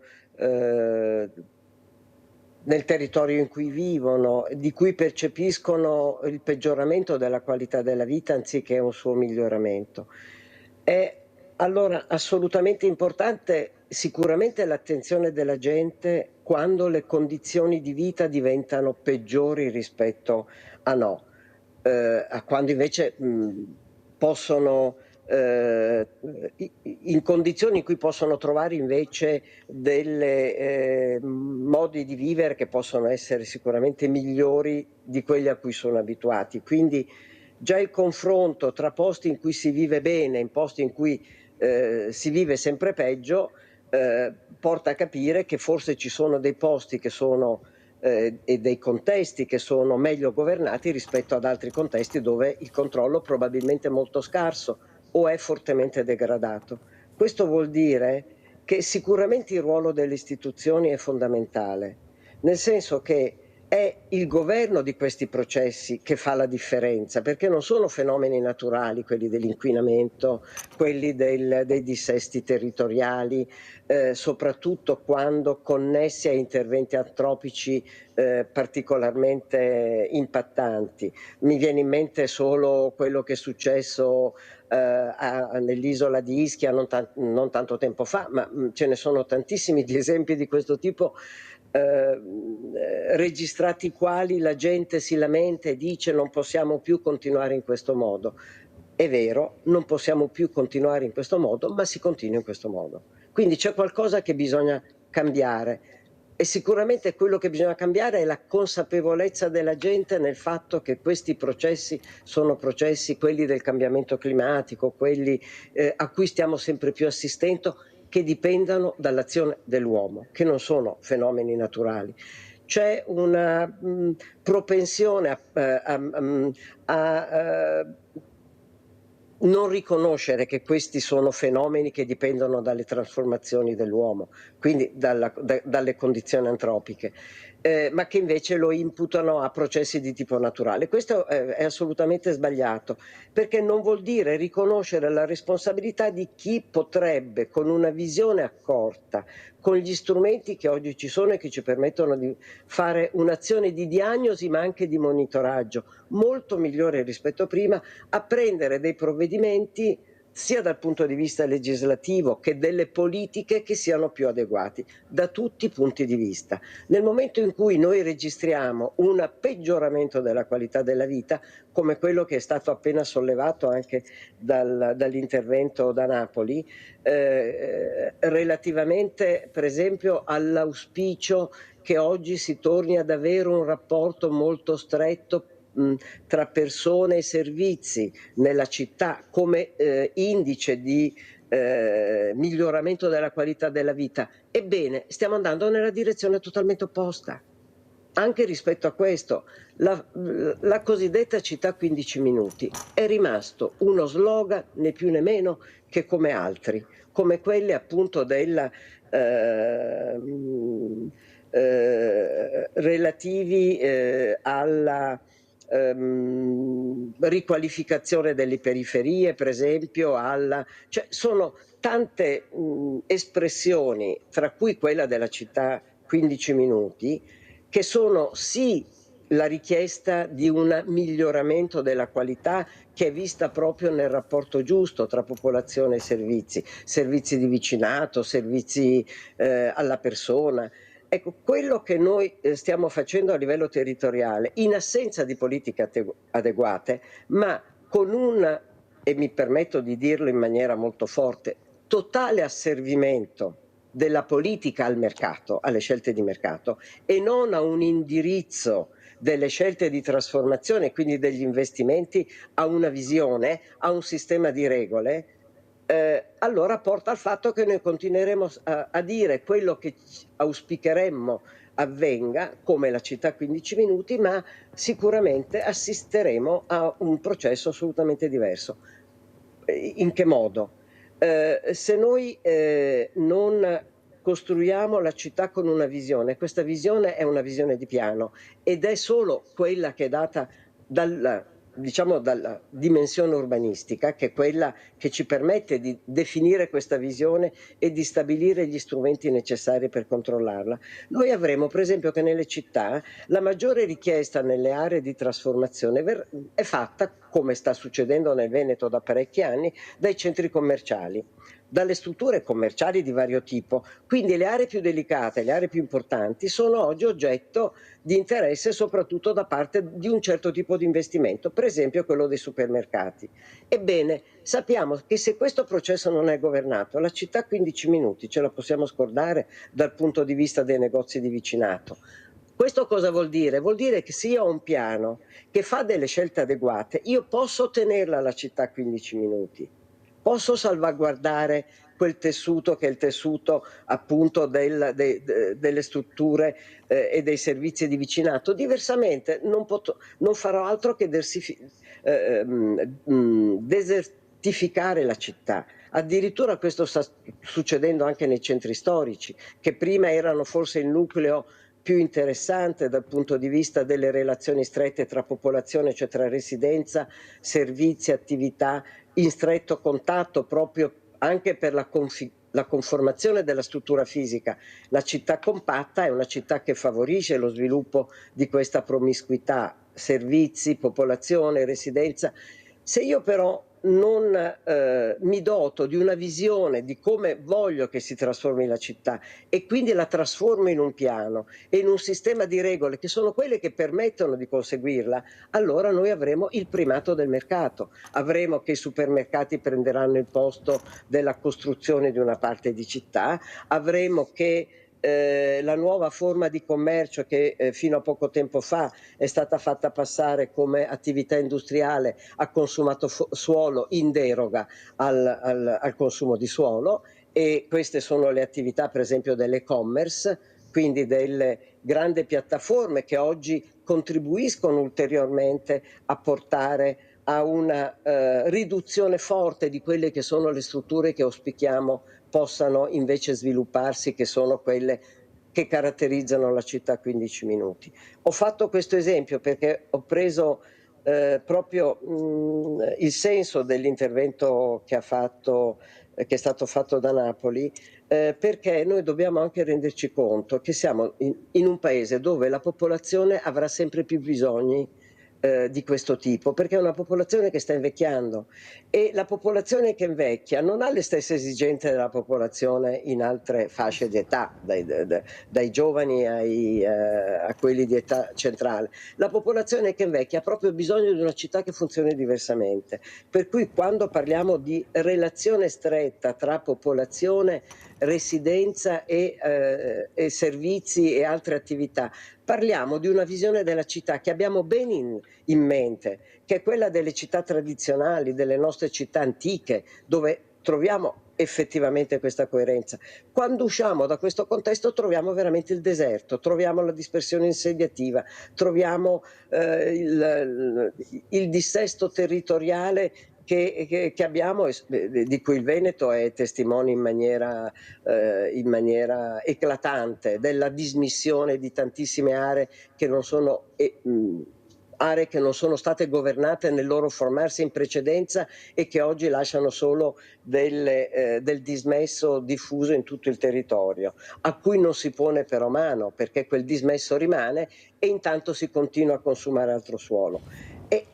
Sto solo parlando di alcuni frammenti di quello che è il quotidiano a cui assistiamo anche solo muovendoci in questi territori e a cui non si pone rimedio, ma si continua a andare avanti con gli stessi criteri, senza comprendere che oggi non abbiamo bisogno solo di semplificazione, che ormai è diventata la parola più usata, più abusata, che vuol dire ridurre le regole, poi nella sostanza, e abbiamo invece bisogno di un sistema di regole che funzioni. Perché solo con quel sistema di regole noi riusciamo a poter far fronte a quelle che sono le richieste che avanziamo, no? Di una città che sia migliore, con una migliore qualità della vita. Dottoressa Mazzoleni, lo dico anche al dottor Scotti, e siamo andati tutti da un'altra parte, ma continuiamo, come diceva la dottoressa. Abbiamo creato le case di comunità con i fondi del PNRR, fondi soprattutto che erano destinati al terzo settore, dottor Scotti. E cosa abbiamo fatto? La cosa più semplice, colate di cemento, che a detta di molti esperti, compresi voi medici, sono già fallite anche in Francia, queste case di comunità. Abbiamo questi studi medici che si sono già organizzati, sono in 3, 4, 5, sono organizzati con strumenti. Abbiamo eliminato gli ospedali per fare le case di comunità, ospedali che funzionavano, case di comunità vuote perché non abbiamo più il personale da mettere all'interno, non ce l'abbiamo fisicamente. E allora come finiremo? Ma questo si sapeva. Non è che non lo sapessero, il problema era prendere i fondi. Ecco, e come fare a prendere questi fondi velocemente? E no, i servizi della persona impegnano, devi fare dei progetti enormi quando partiranno, mentre la colata di cemento la puoi fare in brevissimo tempo. Fai la colata di cemento e hai risolto il problema, ma non ne basta una, dobbiamo farne tante. Più ne facciamo e più soldi prendiamo. Capisce che non è che non si sapesse, è questo che, cioè non è che siamo così stupidi che non riusciamo a capire dove la politica può parare. Servono queste autostrade, ma se cala la popolazione, siamo in pochi, serve continuare a fare la quinta, sesta strada, sesta corsia, non lo so, domando, riflettiamo a voce alta. Abbiamo le ferrovie, abbiamo i porti, ma i progetti per far funzionare questi non mi sembra che ci siano. Eppure abbiamo l'Italia circondata dall'acqua, da mari meravigliosi, con dei porti incredibilmente belli. Eppure guardiamo da un'altra parte.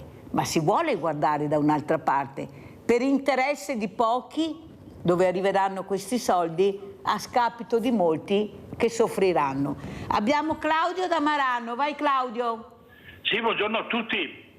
Io penso sia utile non disperdere le sinergie sul recupero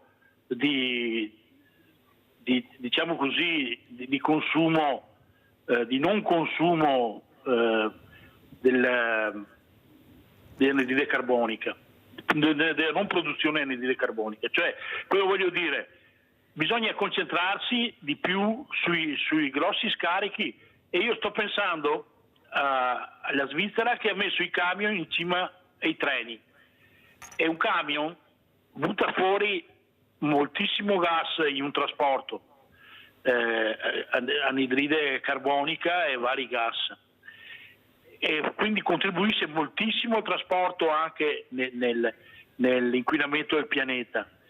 E piuttosto che pensare a quello che può consumare uno che va a fare la spesa al supermercato o nel vicinato, che penso che sia una cosa, diciamo così, che disperde solo le energie, bisogna pensare a mettere questi camion in cima al treno, perché il treno è un motore solo che trasporta molti motori, molti camion.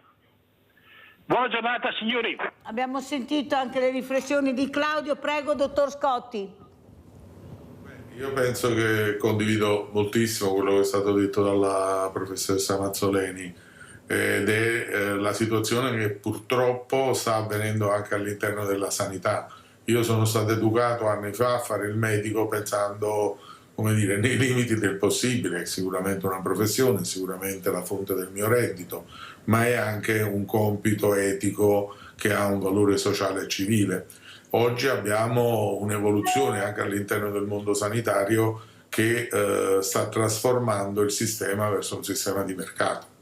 È quella la vera rivoluzione, il vero inquinamento, il vero cambiamento climatico, se vuole il mio parere, di tipo sociale e politico che sta avvenendo. E lo si vede anche dalle normative. All'atere del fatto, posso confermare con i numeri quello che diceva la professoressa Mazzoleni, abbiamo fatto uno studio per vedere la popolazione dal 2004 al 2024 quanto era variata rispetto alla fascia d'età. I pazienti sopra i 65 anni sono aumentati del 25%. Significa che 1 su 4 dei pazienti che arriva al mio studio ha più di 65 anni, tutti i medici sanno, ovviamente sono delle medie, ma dopo i 65 anni un paziente ha almeno 1/2 cronicità. Significa che è un carico di lavoro che ha bisogno di organizzazione, ha bisogno di più presenze all'interno di uno studio medico, ha bisogno di attrezzature, come diceva lei, ha bisogno di poter offrire possibilmente in prossimità per riuscire a creare quei meccanismi di prevenzione primaria e secondaria che impediscano a queste persone di peggiorare, perché noi dobbiamo lavorare con una popolazione anziana a fare in modo che questa popolazione avanzi negli anni con la migliore salute possibile. Quindi dobbiamo fare in modo di prevenire le malattie e non arrivare alle complicanze che chiaramente ne peggiorano lo Stato, ne peggiorano anche i costi e la sostenibilità del servizio sanitario, ma soprattutto poi ne peggiorano la qualità di vita e quindi l'inserimento rispetto a sistemi, come lei diceva, che poi non sono nemmeno presenti in maniera sufficiente su tutto il territorio, come residenze assistite, come possibilità di assistenza, che è vero che da noi ancora qualche mantiene i livelli di assistenza familiare, ma anche qua si stanno disperdendo perché c'è una grande migrazione di giovani. La Campania rischia, dati Istat, di passare dai 6 milioni di abitanti ai 5 milioni nel giro dei prossimi 15 anni, e non se ne andranno gli anziani, se ne andranno i giovani, e quindi gli anziani resteranno anche senza quella verifica di assistenza.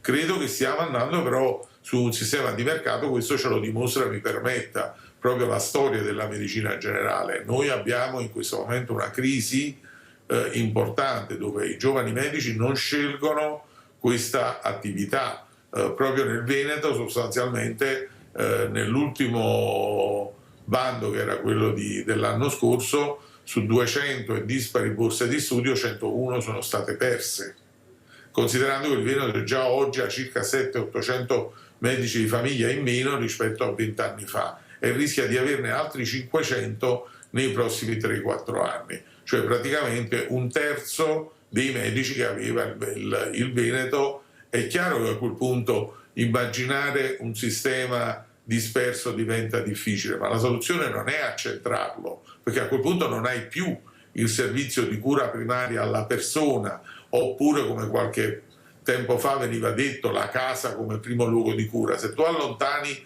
i servizi dalla casa del cittadino sarà sempre più complicato arrivarci, sarà inquinante arrivarci, perché io ci dovrò arrivare con una macchina, con un trasporto, sarà difficile per il paziente fare attività fisica, perché la città a 15 minuti a piedi significava anche far fare un po' di camminata ai cittadini, però gli devi dare i servizi, li devi dare agli anziani, li devi dare ai giovani. All'interno di quei 15 minuti ci deve essere l'offerta sanitaria, ci deve essere l'offerta degli asili, ci deve essere l'offerta delle scuole, così tu ricrei quel modello di comunità e di vicinato che forse ti aiuta, insieme al volontariato e alle attività sociali, a mantenere viva una comunità. Altrimenti avremo i supermercati della salute. Per me le case di comunità rischiano di diventare i supermercati della salute, dove io trovo un medico che non è quello che mi ha preso in carico per tutta la vita, dipenderà dal turno che quel medico sta facendo, ogni volta mi verrà un medico diverso. Basta leggere un articolo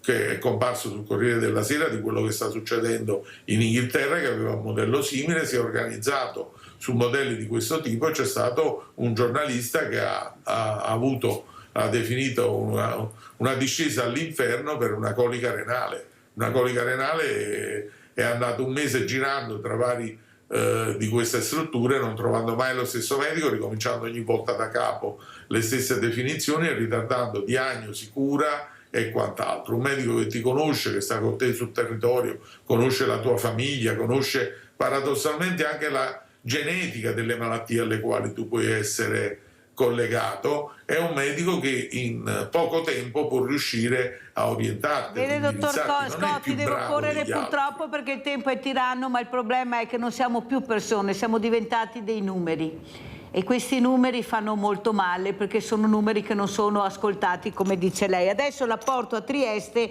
andiamo a sentire cosa dice Riccardi su medici di famiglia. Andiamo a sentire.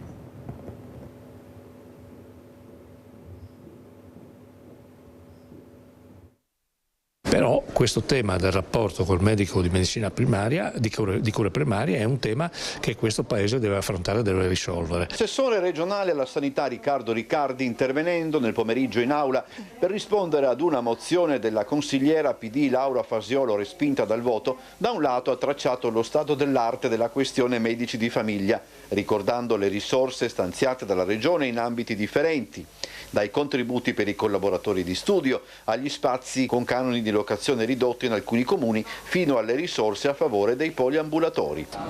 Penso anche che ci sia un problema di equiparazione nei percorsi di studio che consentano a chi ha uno sviluppo in una competenza come le cure primarie, che è una competenza estremamente importante, in particolare davanti ai bisogni che le persone oggi hanno. Non sono soltanto bisogni sanitari, sono bisogni fiduciari, sono bisogni sociali.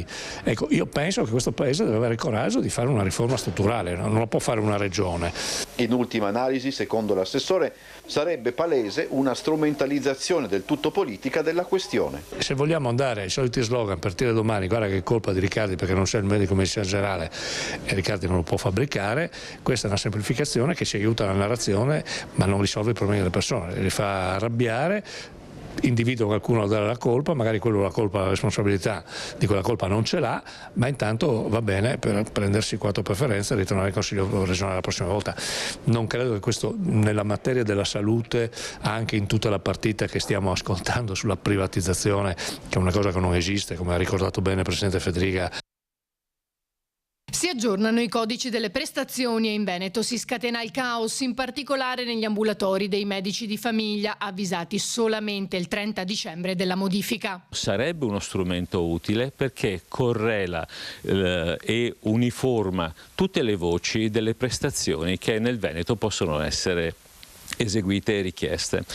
Ed è uno strumento anche di monitoraggio importante perché noi possiamo con i codici seguire esattamente dalla domanda, dalla richiesta del medico all'esecuzione della prestazione, solo che è stata assolutamente buttata lì fra capo e collo, senza nessuna preparazione, senza nessuna informazione, ma soprattutto senza nessuna sperimentazione. E non è la prima volta che noi abbiamo problemi grossissimi in ambito informatico con la Regione Veneto. Con il risultato che i medici già oberati si ritrovano in ulteriore difficoltà e come sempre a rimetterci al paziente. Dobbiamo andare alla ricerca dell'equivalente di quella prestazione, guardando in internet, cercando di capire il codice a cosa corrisponde.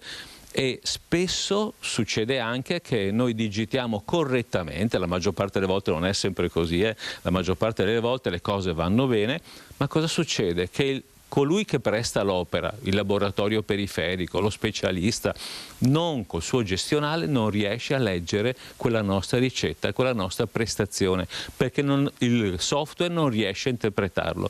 Cosa vuol dire? Che non è stato preparato il terreno e la cosa non è soltanto burocratica, ma si ripercuote clamorosamente sulle persone che curiamo, perché liste d'attesa, andi rivieni, ti faccio una ricetta e mi hanno detto che è sbagliata, ma non è sbagliata perché il codice è sempre lo stesso, ma lui non riesce a leggerla. È insopportabile, rincara Scassola, come la Regione continui a ignorare la collaborazione con la medicina generale. È evidente che c'è bisogno di riorganizzare il territorio, però sono mesi che noi non veniamo convocati. Ci siamo fermati sul discorso del personale e sul personale dobbiamo avere le idee chiare e dobbiamo andare avanti nell'incontrarci. Io credo che sia possibile incontrarci, sia possibile trovare una soluzione perché lo esigono le persone che curiamo, le famiglie, esige anche la differenza territoriale che noi abbiamo. Non è la stessa organizzazione in centro città a Padova o a Venezia, non è la stessa cosa a Torreglia, a Spinea o a Montebelluna. Dobbiamo creare in Veneto un'organizzazione nuova, malleabile, che vada incontro alle esigenze vere della popolazione. Allora, dottor Scotti, ha sentito un collega rappresentante dei medici di famiglia qui in Veneto, e i problemi sono quelli che ha detto lei, queste sono, voi avete le idee chiare, però dovete essere ascoltati. Forse adesso avete un po' il coltello dalla parte del manico con queste elezioni, nuove elezioni regionali, con questa politica che molti dicono che sarà un cambiamento. Lei come vede la situazione e come ci saluta, dottor Scotti? Io personalmente penso che rispetto alla politica, l'ho sempre detto ai miei, i medici di famiglia non devono giocare partite pro uno o pro l'altro. Quello che possono far capire ai pazienti è contro chi andare, cioè contro chi non ha risolto i problemi, mi scusi. È più facile dire a un paziente chi non votare che chi votare, perché noi siamo in sistemi anche di tipo maggioritario, in cui formalmente, diciamo la verità, ormai le ideologie sono politiche, sono radicate in qualche generazione, però formalmente un maggioritario dovrebbe giudicare quello che è stato fatto, il cittadino, rispetto a quello che non è stato fatto. Sulla sanità va data ragione all'assessore Riccardi, perché noi denunciamo il problema della carenza di medici come organizzazione sindacale da almeno 20 anni. Non era difficile, bastava vedere i codici fiscali dei medici che le aziende avevano in pancia per capire che ci sarebbe stato dal 2020 al 2025 un numero di pensionamenti tali da dover programmare il ricambio, cosa che nessuno si è interessato, di qualunque colore politico. È assolutamente chiaro quello che diceva lei, ma questo si è visto pure durante il Covid, una patologia, un'epidemia dispersa sul territorio. Nel CTS, il Comitato Tecnico Scientifico Nazionale, non c'era un medico del territorio. E si continua a ragionare di una parte sanitaria fondamentale, centrale per il cittadino, senza mai coinvolgere sui tavoli, non dei bottoni, ma almeno delle consultazioni, chi questo lavoro lo fa dal vivo, nel contatto con i cittadini, dei quali può riportare anche i bisogni, non perché le associazioni dei cittadini non facciano altrettanto, ma perché li può amplificare, perché li vive sulla propria pelle insieme a loro. E forse è il medico che più rappresenta, entrando nelle case dei cittadini, questi stati di disagio, mentre, come dire, all'interno di altre aree, con grande rispetto per i colleghi universitari, ospedalieri e quant'altro, si vive un contesto strutturale, quindi all'interno di quella struttura si dialoga, si verifica il problema, ma nei limiti di un paziente comunque protetto dalla struttura. Quando il paziente va sul territorio è un paziente disperso all'interno di quelle situazioni che anche lei ha denunciato prima sul piano sociale e sull'assistenza, a cui copre molto spesso il volontariato, ma che deve essere anche lui integrato all'interno di questi tavoli per poter comprendere quali azioni fare. Se no ognuno di noi lavora e gira a vuoto, riusciamo a fare qualcosa per qualcuno, ma non riusciremo mai a dare un'immagine di funzione al cittadino che sia significativa. Rimango dell'idea che purtroppo la sanità sta diventando un prodotto, e quindi quello che diceva la professoressa Mazzoleni, anche la sanità rischia di trasformarsi in un mercato, e il mercato praticamente favorisce chi ha più soldi. Questo è bene che la politica lo tenga presente per riorientare servizi essenziali come quello della sanità a invece la necessità di rispondere a un bisogno primario dei cittadini. Rispondere a un bisogno primario non è possibile relativarlo alle risorse che quel cittadino ha, ma deve essere relativato invece alla possibilità che tutti i cittadini, questo dice la nostra Costituzione, ricevano risposte a quel bisogno.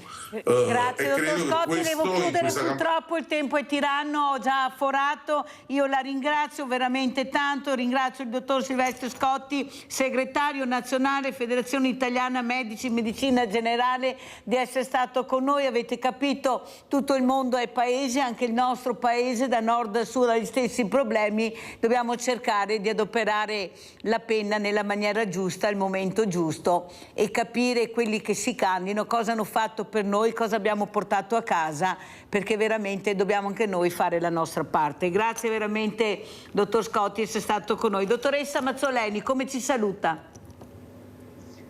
Sono stati affrontati due temi fondamentali per la qualità della vita delle persone, quello sanitario, di cui il dottor Scotti ha in maniera molto esemplare messo in evidenza che cosa significa il passaggio dal pubblico al privato, quindi a parità di risorse che vengono messe, quelli che oggi acquisiscono più risorse pubbliche sono i privati e la sanità pubblica ne riceve sempre meno, perché questo significa il passaggio sempre più pervasivo dalla struttura sanitaria pubblica ai servizi privati a cui stiamo assistendo. Questa è una cosa che delle quali le persone devono assumere consapevolezza, perché dobbiamo richiedere ancora una volta che sia potenziata la sanità pubblica e che sia in qualche modo ripristinato quel sistema che era sicuramente uno di quelli a maggiore qualità a livello europeo e che abbiamo visto degradare negli ultimi anni in una maniera assolutamente non accettabile. Quindi consapevolezza che la salute sia uno dei grandi diritti di cui la popolazione ha bisogno, che venga tutelato questo diritto. L'altro tema molto importante è quello del territorio e della sua gestione. Anche in questo caso deve aumentare la consapevolezza nella parte della gente, forse più che rispetto alla salute, dove già c'è, perché è già più presente, perché la vive nella propria condizione proprio di vita, ma rispetto al territorio deve aumentare la consapevolezza che abbiamo bisogno di sistemi istituzionali e di governo che effettivamente si assumano la responsabilità di quello che vuol dire oggi trasformare il territorio in una maniera sostenibile e che affronti quelli che sono le sfide enormi poste dal cambiamento climatico e non che peggiori invece sempre di più le condizioni delegando al privato qualsiasi logica di intervento. Cioè la politica e le istituzioni devono tornare ad essere regia delle trasformazioni del territorio con consapevolezza di che cos'è il bene che stiamo trasformando, a partire dal bene del suolo. Grazie veramente, grazie alla dottoressa Chiara Mazzoleni, già docente di urbanistica allo UAV, grazie di essere stata con noi. Io la chiamo dottoressa ma è professoressa, ma proprio per rispetto anche del ruolo che questa mattina ha cercato di esercitare nel far capire che anche noi dobbiamo diventare dottori, professori, nel senso di quello che sappiamo, di quello che abbiamo visto, di quello che abbiamo vissuto e di quello che potremmo insegnare a qualcun altro che non vuole ascoltare. Grazie veramente, grazie. Pubblicità.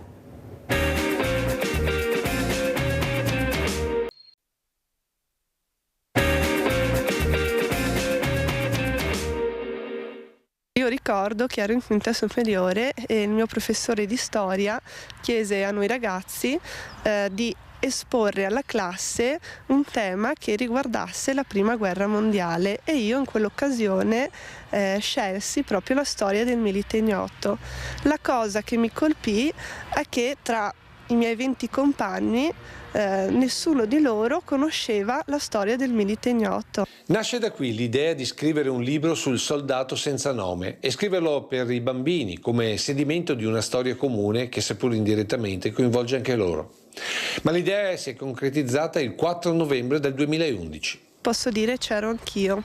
C'ero anch'io quel 28 ottobre 2011 a Treviso, quando in occasione del 90° anniversario della tumulazione del Milite Ignoto da Aquileia a Roma, l'associazione Fanti, in collaborazione con il Ministero della Difesa, ha organizzato un treno della memoria che ripercorreva appunto la strada percorsa 90 anni prima dal treno del Milite Ignoto.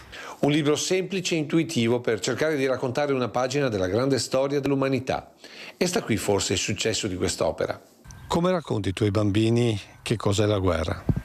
Beh, gli spieghiamo che la guerra è un litigio tra gli stati che hanno ambizioni personali e non riescono a mettersi d'accordo, e al posto di scegliere il dialogo come mezzo per risolvere i loro conflitti decidono di scontrarsi sui campi di battaglia, provocando tanto dolore come il dolore che ha provato Maria Bergamas, simbolo appunto di tutte le mamme che hanno perso un figlio in guerra. E da qui anche i bambini comprendono l'inutilità e la stupidità delle guerre, ricordate nel dolore di quella mamma per la perdita del figlio. E in un tempo dove i valori sono costantemente messi in discussione, allora anche l'altare della patria diventa un solido punto di riferimento per le giovani generazioni. Tu sei giovane, vivi con i giovani, parli ai bambini, ma queste giovani generazioni hanno ancora un senso di patria? Beh sì, però il nostro compito è quello di raccontarglielo. Perché come sta scritto in 30 lingue diverse a Dachau, se non impariamo dalla storia siamo condannati a ripeterla. Io ringrazio Anna Maria Bigiani, che è l'autrice di questo libro Storia del Milite Ignoto, di essere qui con noi questa mattina.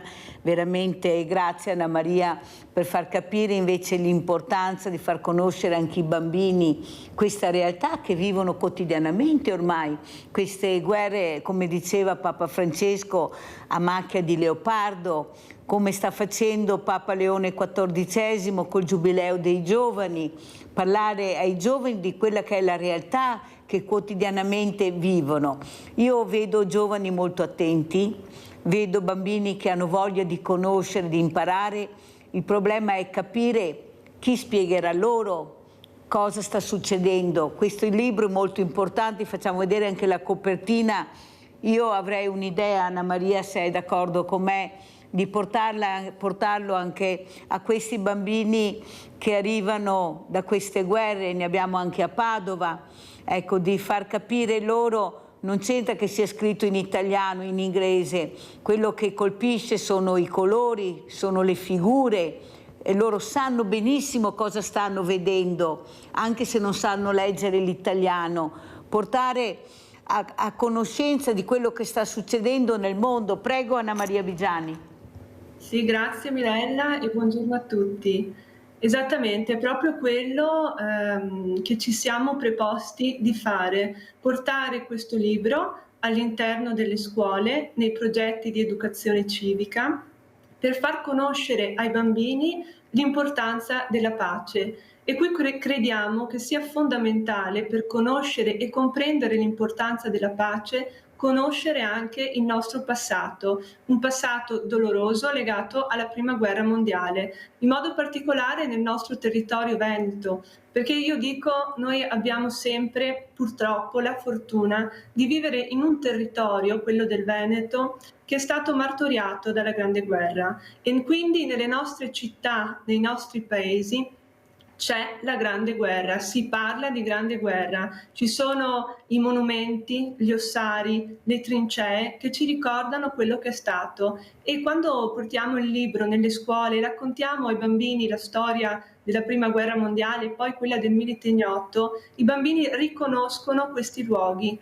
e si sentono parte di quella storia, ma si sentono anche parte del nostro presente, e quindi comprendono al meglio quello che è il nostro obiettivo, ovvero la pace. Il libro quindi, che parte, come è già stato detto, da un'esperienza personale, la mia, che ho conosciuto la storia del Milite Ignoto quando ero bambina, quando avevo pressappoco l'età dei miei lettori, parte da una storia semplice, la storia di Maria Bergamas e della sua famiglia, una delle tante famiglie dell'Italia, all'epoca non era Italia, insomma, ma una delle tante famiglie di inizio Novecento, una famiglia semplice, che però si incrocia con una storia grande, la storia della Grande Guerra, una delle storie più importanti del Novecento, e quindi nel libro c'è proprio questo passaggio dalla vita semplice di una famiglia comune, piano piano ci si avvia alla scoperta del primo conflitto mondiale e quindi della dura vita all'interno delle trincee, dei rapporti che si creano tra questi soldati, per poi arrivare finalmente alla tanto desiderata pace dopo 3 lunghi anni di guerra. Una pace che però lascia dietro di sé strascico di dolore. C'è un paese da ricostruire sia materialmente ma soprattutto moralmente, e quindi qui arriviamo alla scelta di Maria Bergamas come mamma d'Italia e successivamente alla scelta di uno dei nostri simboli nazionali, il Milite Ignoto, e il libro quindi si conclude proprio con l'immagine dell'altare della patria, si conclude quindi con il nostro presente, proprio per raccontare ai bambini quanto sia importante la pace, ma soprattutto che davanti a quel monumento bisogna inchinarsi, perché bisogna ricordare da un lato il sacrificio di tutti quei soldati giovani e meno giovani, molti dei quali tra l'altro lo ricordiamo ignoti, e soprattutto ricordando quel sacrificio bisogna sperare in un futuro migliore, un futuro di pace che i nostri bambini e i nostri giovani un domani saranno chiamati a costruire. In effetti lei sta parlando di prevenzione, così si fa la prevenzione per non arrivare alla guerra. La prevenzione si fa spiegando la pace, quanto importante è la pace nel mondo. Questi bambini che gireranno il mondo, perché grazie anche alla scienza, alla ricerca, alla tecnologia, saranno bambini che un domani, quando saranno adulti, avranno una visione del mondo diversa, proprio grazie anche a queste spiegazioni che vengono date. Lo sa Anna Maria che io darei il voto ai sedicenni, è un pezzo che spingo, perché li trovo molto preparati. Non è vero che non sono preparati, basta vedere anche i segnali che mandano, e soprattutto per cambiare proprio il mondo, per cambiare questa opacità che molti vedono, però penso che abbiano paura di questo voto. Ecco, non danno il voto perché hanno paura del cambiamento che loro possono fare. E quando mi dicono che non sono preparati, io rispondo sempre, naturalmente a casa lo sanno, che forse neppure il sessantenne o il quarantenne o il trentenne è preparato. Perciò lasciamo perdere con questa risposta. Quello che io vedo sono i giovani che si battono per l'ambiente, sono i giovani che sono molto vicini anche alle fragilità. Questo io vedo, però quello che appare è la rabbia, ecco, la rabbia che prevale sulla bontà. Invece non è vero, ci sono tanti ragazzi buoni, lo vedremo col giubileo dei giovani, là sì li vedremo finalmente, quelli, no, i bravi ragazzi bravi, cioè non i bravi ragazzi, ma i ragazzi bravi, che è diverso. Cosa ne pensa Anna Maria? Beh, assolutamente, io penso che io ho un po' un monito, no? La bellezza porta bellezza, e penso che questi ragazzi debbano essere abituati alla bellezza. Molte volte i ragazzi cercano emozioni forti in atti che purtroppo non vanno bene, invece il nostro compito è quello di insegnare loro la bellezza. Questo libro, per esempio, diventa uno strumento fondamentale. Lo faccia vedere, poi abbiamo anche la copertina, ma lo faccia vedere perché è veramente bello questo libro. Guardate che bella anche la copertina. Prego Anna Maria. Tra l'altro il libro accosta delle vivaci illustrazioni con un testo chiaramente adatto ai bambini, ma nonostante il tema della guerra sia un tema un po' ostico e molti possono pensare che non sia adatto ad un pubblico così piccolo, io credo che in realtà dobbiamo cercare le parole giuste per trasmettere ai bambini questi temi, che io ricordo, i bambini di oggi saranno i futuri cittadini del domani, e abbiamo il compito importante di coltivare questi ragazzi, di dare a questi ragazzi dei valori. Ecco quindi che se i ragazzi diventano consapevoli e hanno una formazione adatta, possono anche accostarsi, perché no, al voto. Senz'altro il nostro compito comunque è quello di far conoscere loro la bellezza del mondo, i valori che purtroppo ormai stiamo perdendo, ma stiamo perdendo perché nessuno glieli insegna. Quindi è veramente fondamentale, al di là di quel che si possa pensare, al di là che il tema, insomma, è un tema che certo va toccato con i giusti mezzi, con i giusti strumenti e con i modi più adatti. Io veramente riscontro che quando andiamo nelle scuole, e qui andiamo in modo particolare con la Federazione Fanti di Treviso, siamo presenti sia nelle scuole primarie che nelle scuole secondarie e andiamo proprio a raccontare ai bambini e ai ragazzi della Grande Guerra, con tra l'altro numerosi reperti, abbiamo un gruppo storico molto preparato, ma vediamo che a differenza di quel che si pensa, i ragazzi sono interessati e quindi noi ci battiamo proprio su questo, ci battiamo sull'educazione civica che deve essere presente nelle scuole, perché noi abbiamo il compito di crescere i cittadini del domani e devono essere cittadini consapevoli e questo è fondamentale. Allora Anna Maria, ci legga l'introduzione di questo libro, impariamo anche ad ascoltare, visto che si legge poco, iniziamo a leggere anche noi questi libri che non hanno età, anzi faranno piacere anche ai diversamente giovani, penso. Prego. Beh sì, anche perché la storia del Milite Ignoto è una storia che purtroppo non è ancora molto conosciuta. Diciamo che alcuni anni fa, in occasione del centenario, se ne è parlato e quindi si è avuto l'occasione di raccontarla anche a coloro che comunque non la sapevano, però è una storia appunto molto bella. Allora vi leggo appunto l'introduzione e qui vorrei precisare che il libro inizia con la famosissima formula del C'era una volta, che è la formula che introduce tutte le fiabe. Questo perché quando io allora bambina conobbi la storia del Milite Ignoto, per me quella era una fiaba come tutte le altre e quindi ve la leggo. C'era una volta una mamma che si chiamava Maria. Abitava in un piccolo paese del Friuli Venezia Giulia. Era un bel paese, un po' freddo. Le strade erano piccole e strette. Poco distante scorreva il fiume Isonzo. Maria aveva 2 figli, Antonio e Anna. E da qui appunto proseguiamo con... Lega Anna Maria, lega. Antonio era nato il 19 ottobre 1891. Era un bambino vivace e allegro, sempre gentile e sorridente. Ogni sera, dopo cena, si sedeva in un angolino della cucina, vicino al camino, e leggeva. Amava leggere. Leggeva libri, giornali e persino alcune vecchie lettere che sua nonna custodiva gelosamente in un cassetto del comodino. Un po' di anni erano ormai passati e Antonio era diventato grande. Insegnava in una scuola di Trieste. Era appassionato di storia e di politica. Ogni mattina, infatti, passava in edicola a comprare il giornale. Erano giorni pieni di novità.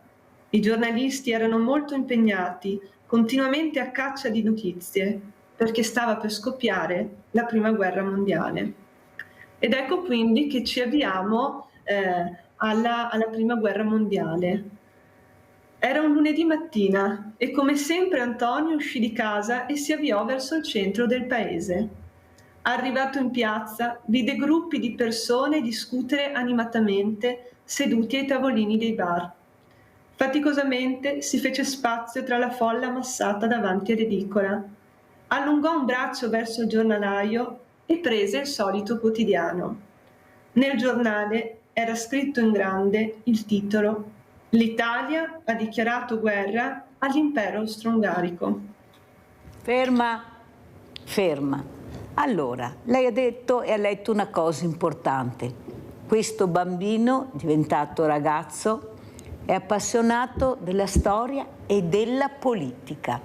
Ecco che ritorna quello che avevamo detto. Perché non intrigare i ragazzi con la politica? Intrigarli sempre di più, perché è là poi alla fine che si deve andare per ricevere il bene della comunità, o sbaglio Anna Maria? No, assolutamente, ha ragione. Diciamo che la politica inevitabilmente c'entra con la storia. A volte la storia è fatta proprio di scelte politiche. Se l'Italia non avesse dichiarato guerra all'impero austro-ungarico non avremmo partecipato alla Prima Guerra Mondiale. Quindi penso che insegnare la storia sia fondamentale. Io tra l'altro sono un'appassionata di storia e proprio appassionandomi alla storia mi sono appassionata anche alla politica, perché di fatto la politica è un mezzo importante per entrare a far parte delle proprie comunità, per essere cittadini anche consapevoli del proprio presente e del proprio futuro.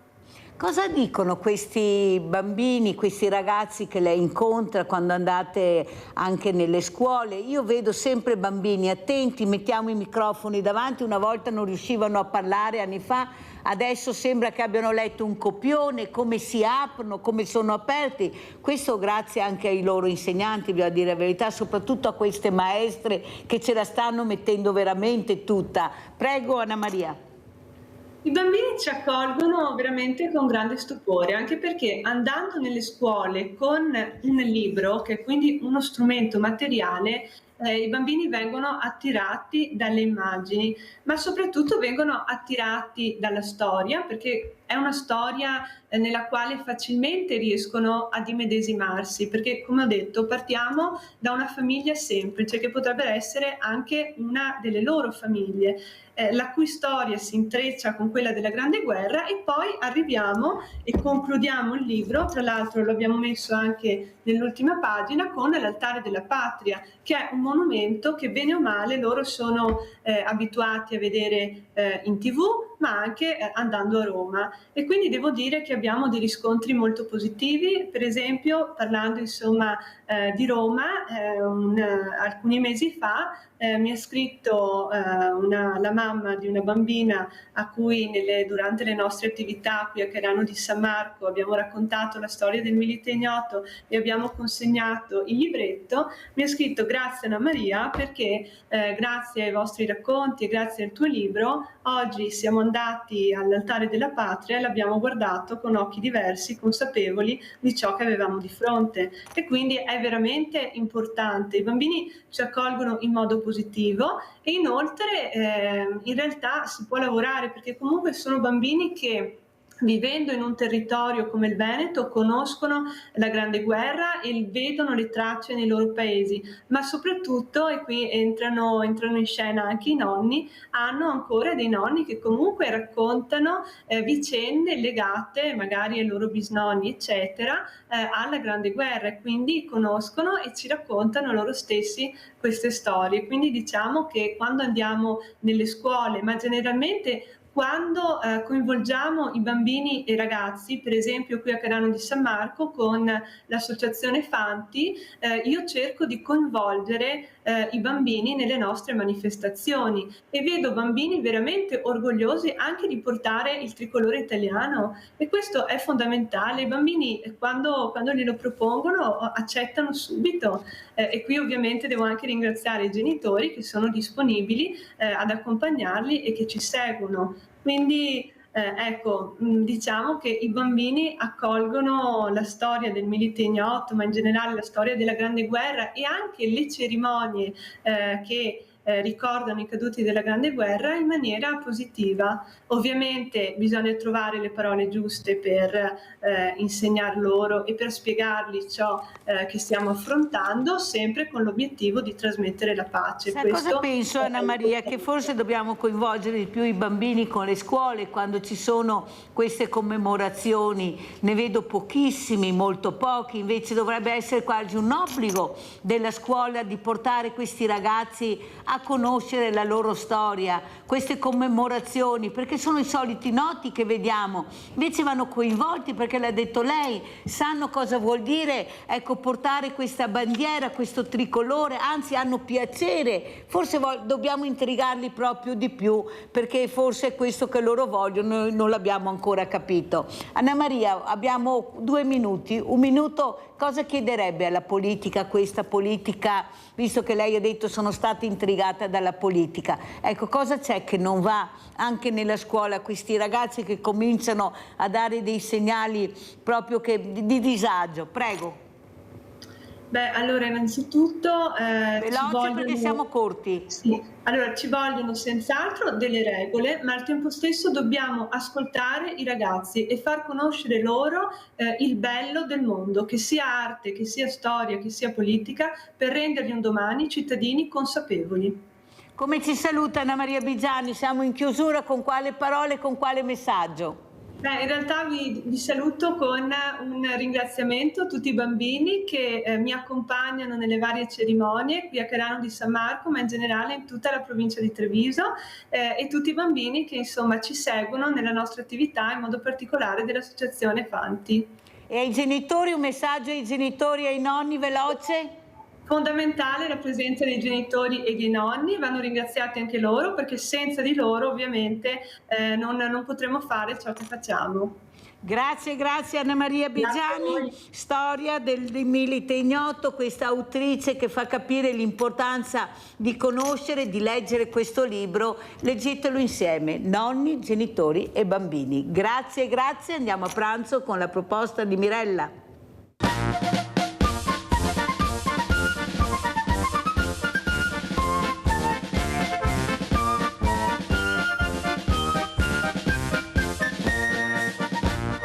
Bentornati con noi e con gli strozzapretti al ragù di salsiccia.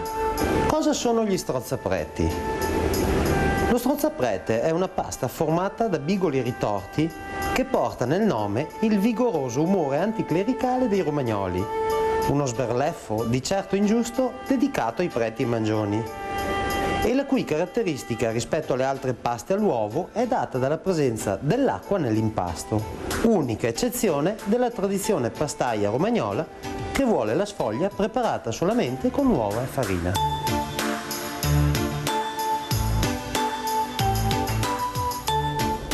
Per questo piatto occorrono degli strozzapretti, del formaggio parmigiano, un goccio di vino bianco secco, dell'olio d'oliva, un po' di cipolla, 2 fogliette di alloro, ma soprattutto una pasta di salsiccia che si trova comunemente dai nostri macellai. Iniziamo con affettare e tritare un pochino un pezzettino di cipolla. Pezzettino di cipolla che con l'aiuto di un filo d'olio andremo a rosolare leggermente in padella. La nostra cipolla ha preso colore, come potete vedere, ed ora prendiamo la nostra pasta da salsiccia e la sfregoliamo pian pianino nella padella che poi rimetteremo sul fuoco vivace, e inizieremo a cuocere questo ragù di salsiccia.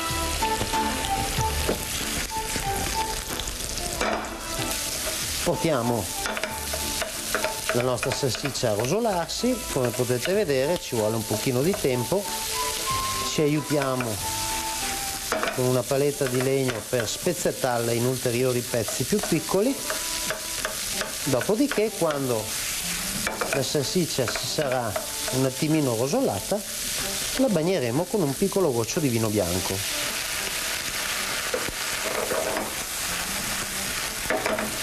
Lasciamo evaporare il vino, abbassiamo il fuoco e lasciamo cuocere per circa una ventina di minuti, piano, in modo che il ragù di salsiccia abbia il tempo di passarsi pian pianino con l'aiuto di una foglia di alloro che ora andremo a mettere nel nostro piatto. Ecco qua le nostre foglioline di alloro. Le mettiamo nel nostro bel ragù e lo rimettiamo sul fuoco e lo lasciamo in pace per una decina di minuti almeno. Siamo arrivati a cottura della nostra salsiccia.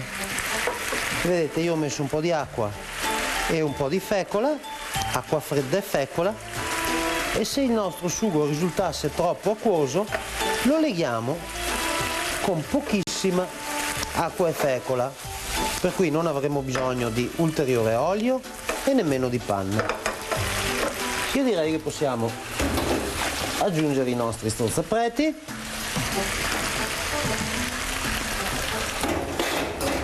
saltare per bene questo ragù che ha un profumo incredibilmente buono ed andare a preparare il nostro piatto.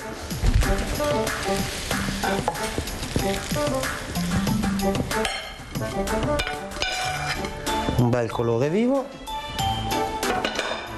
un buonissimo profumo, una spruzzatina di parmigiano così come nella buona tradizione romagnola normalmente si fa, e signori, io vi auguro solamente un buon appetito.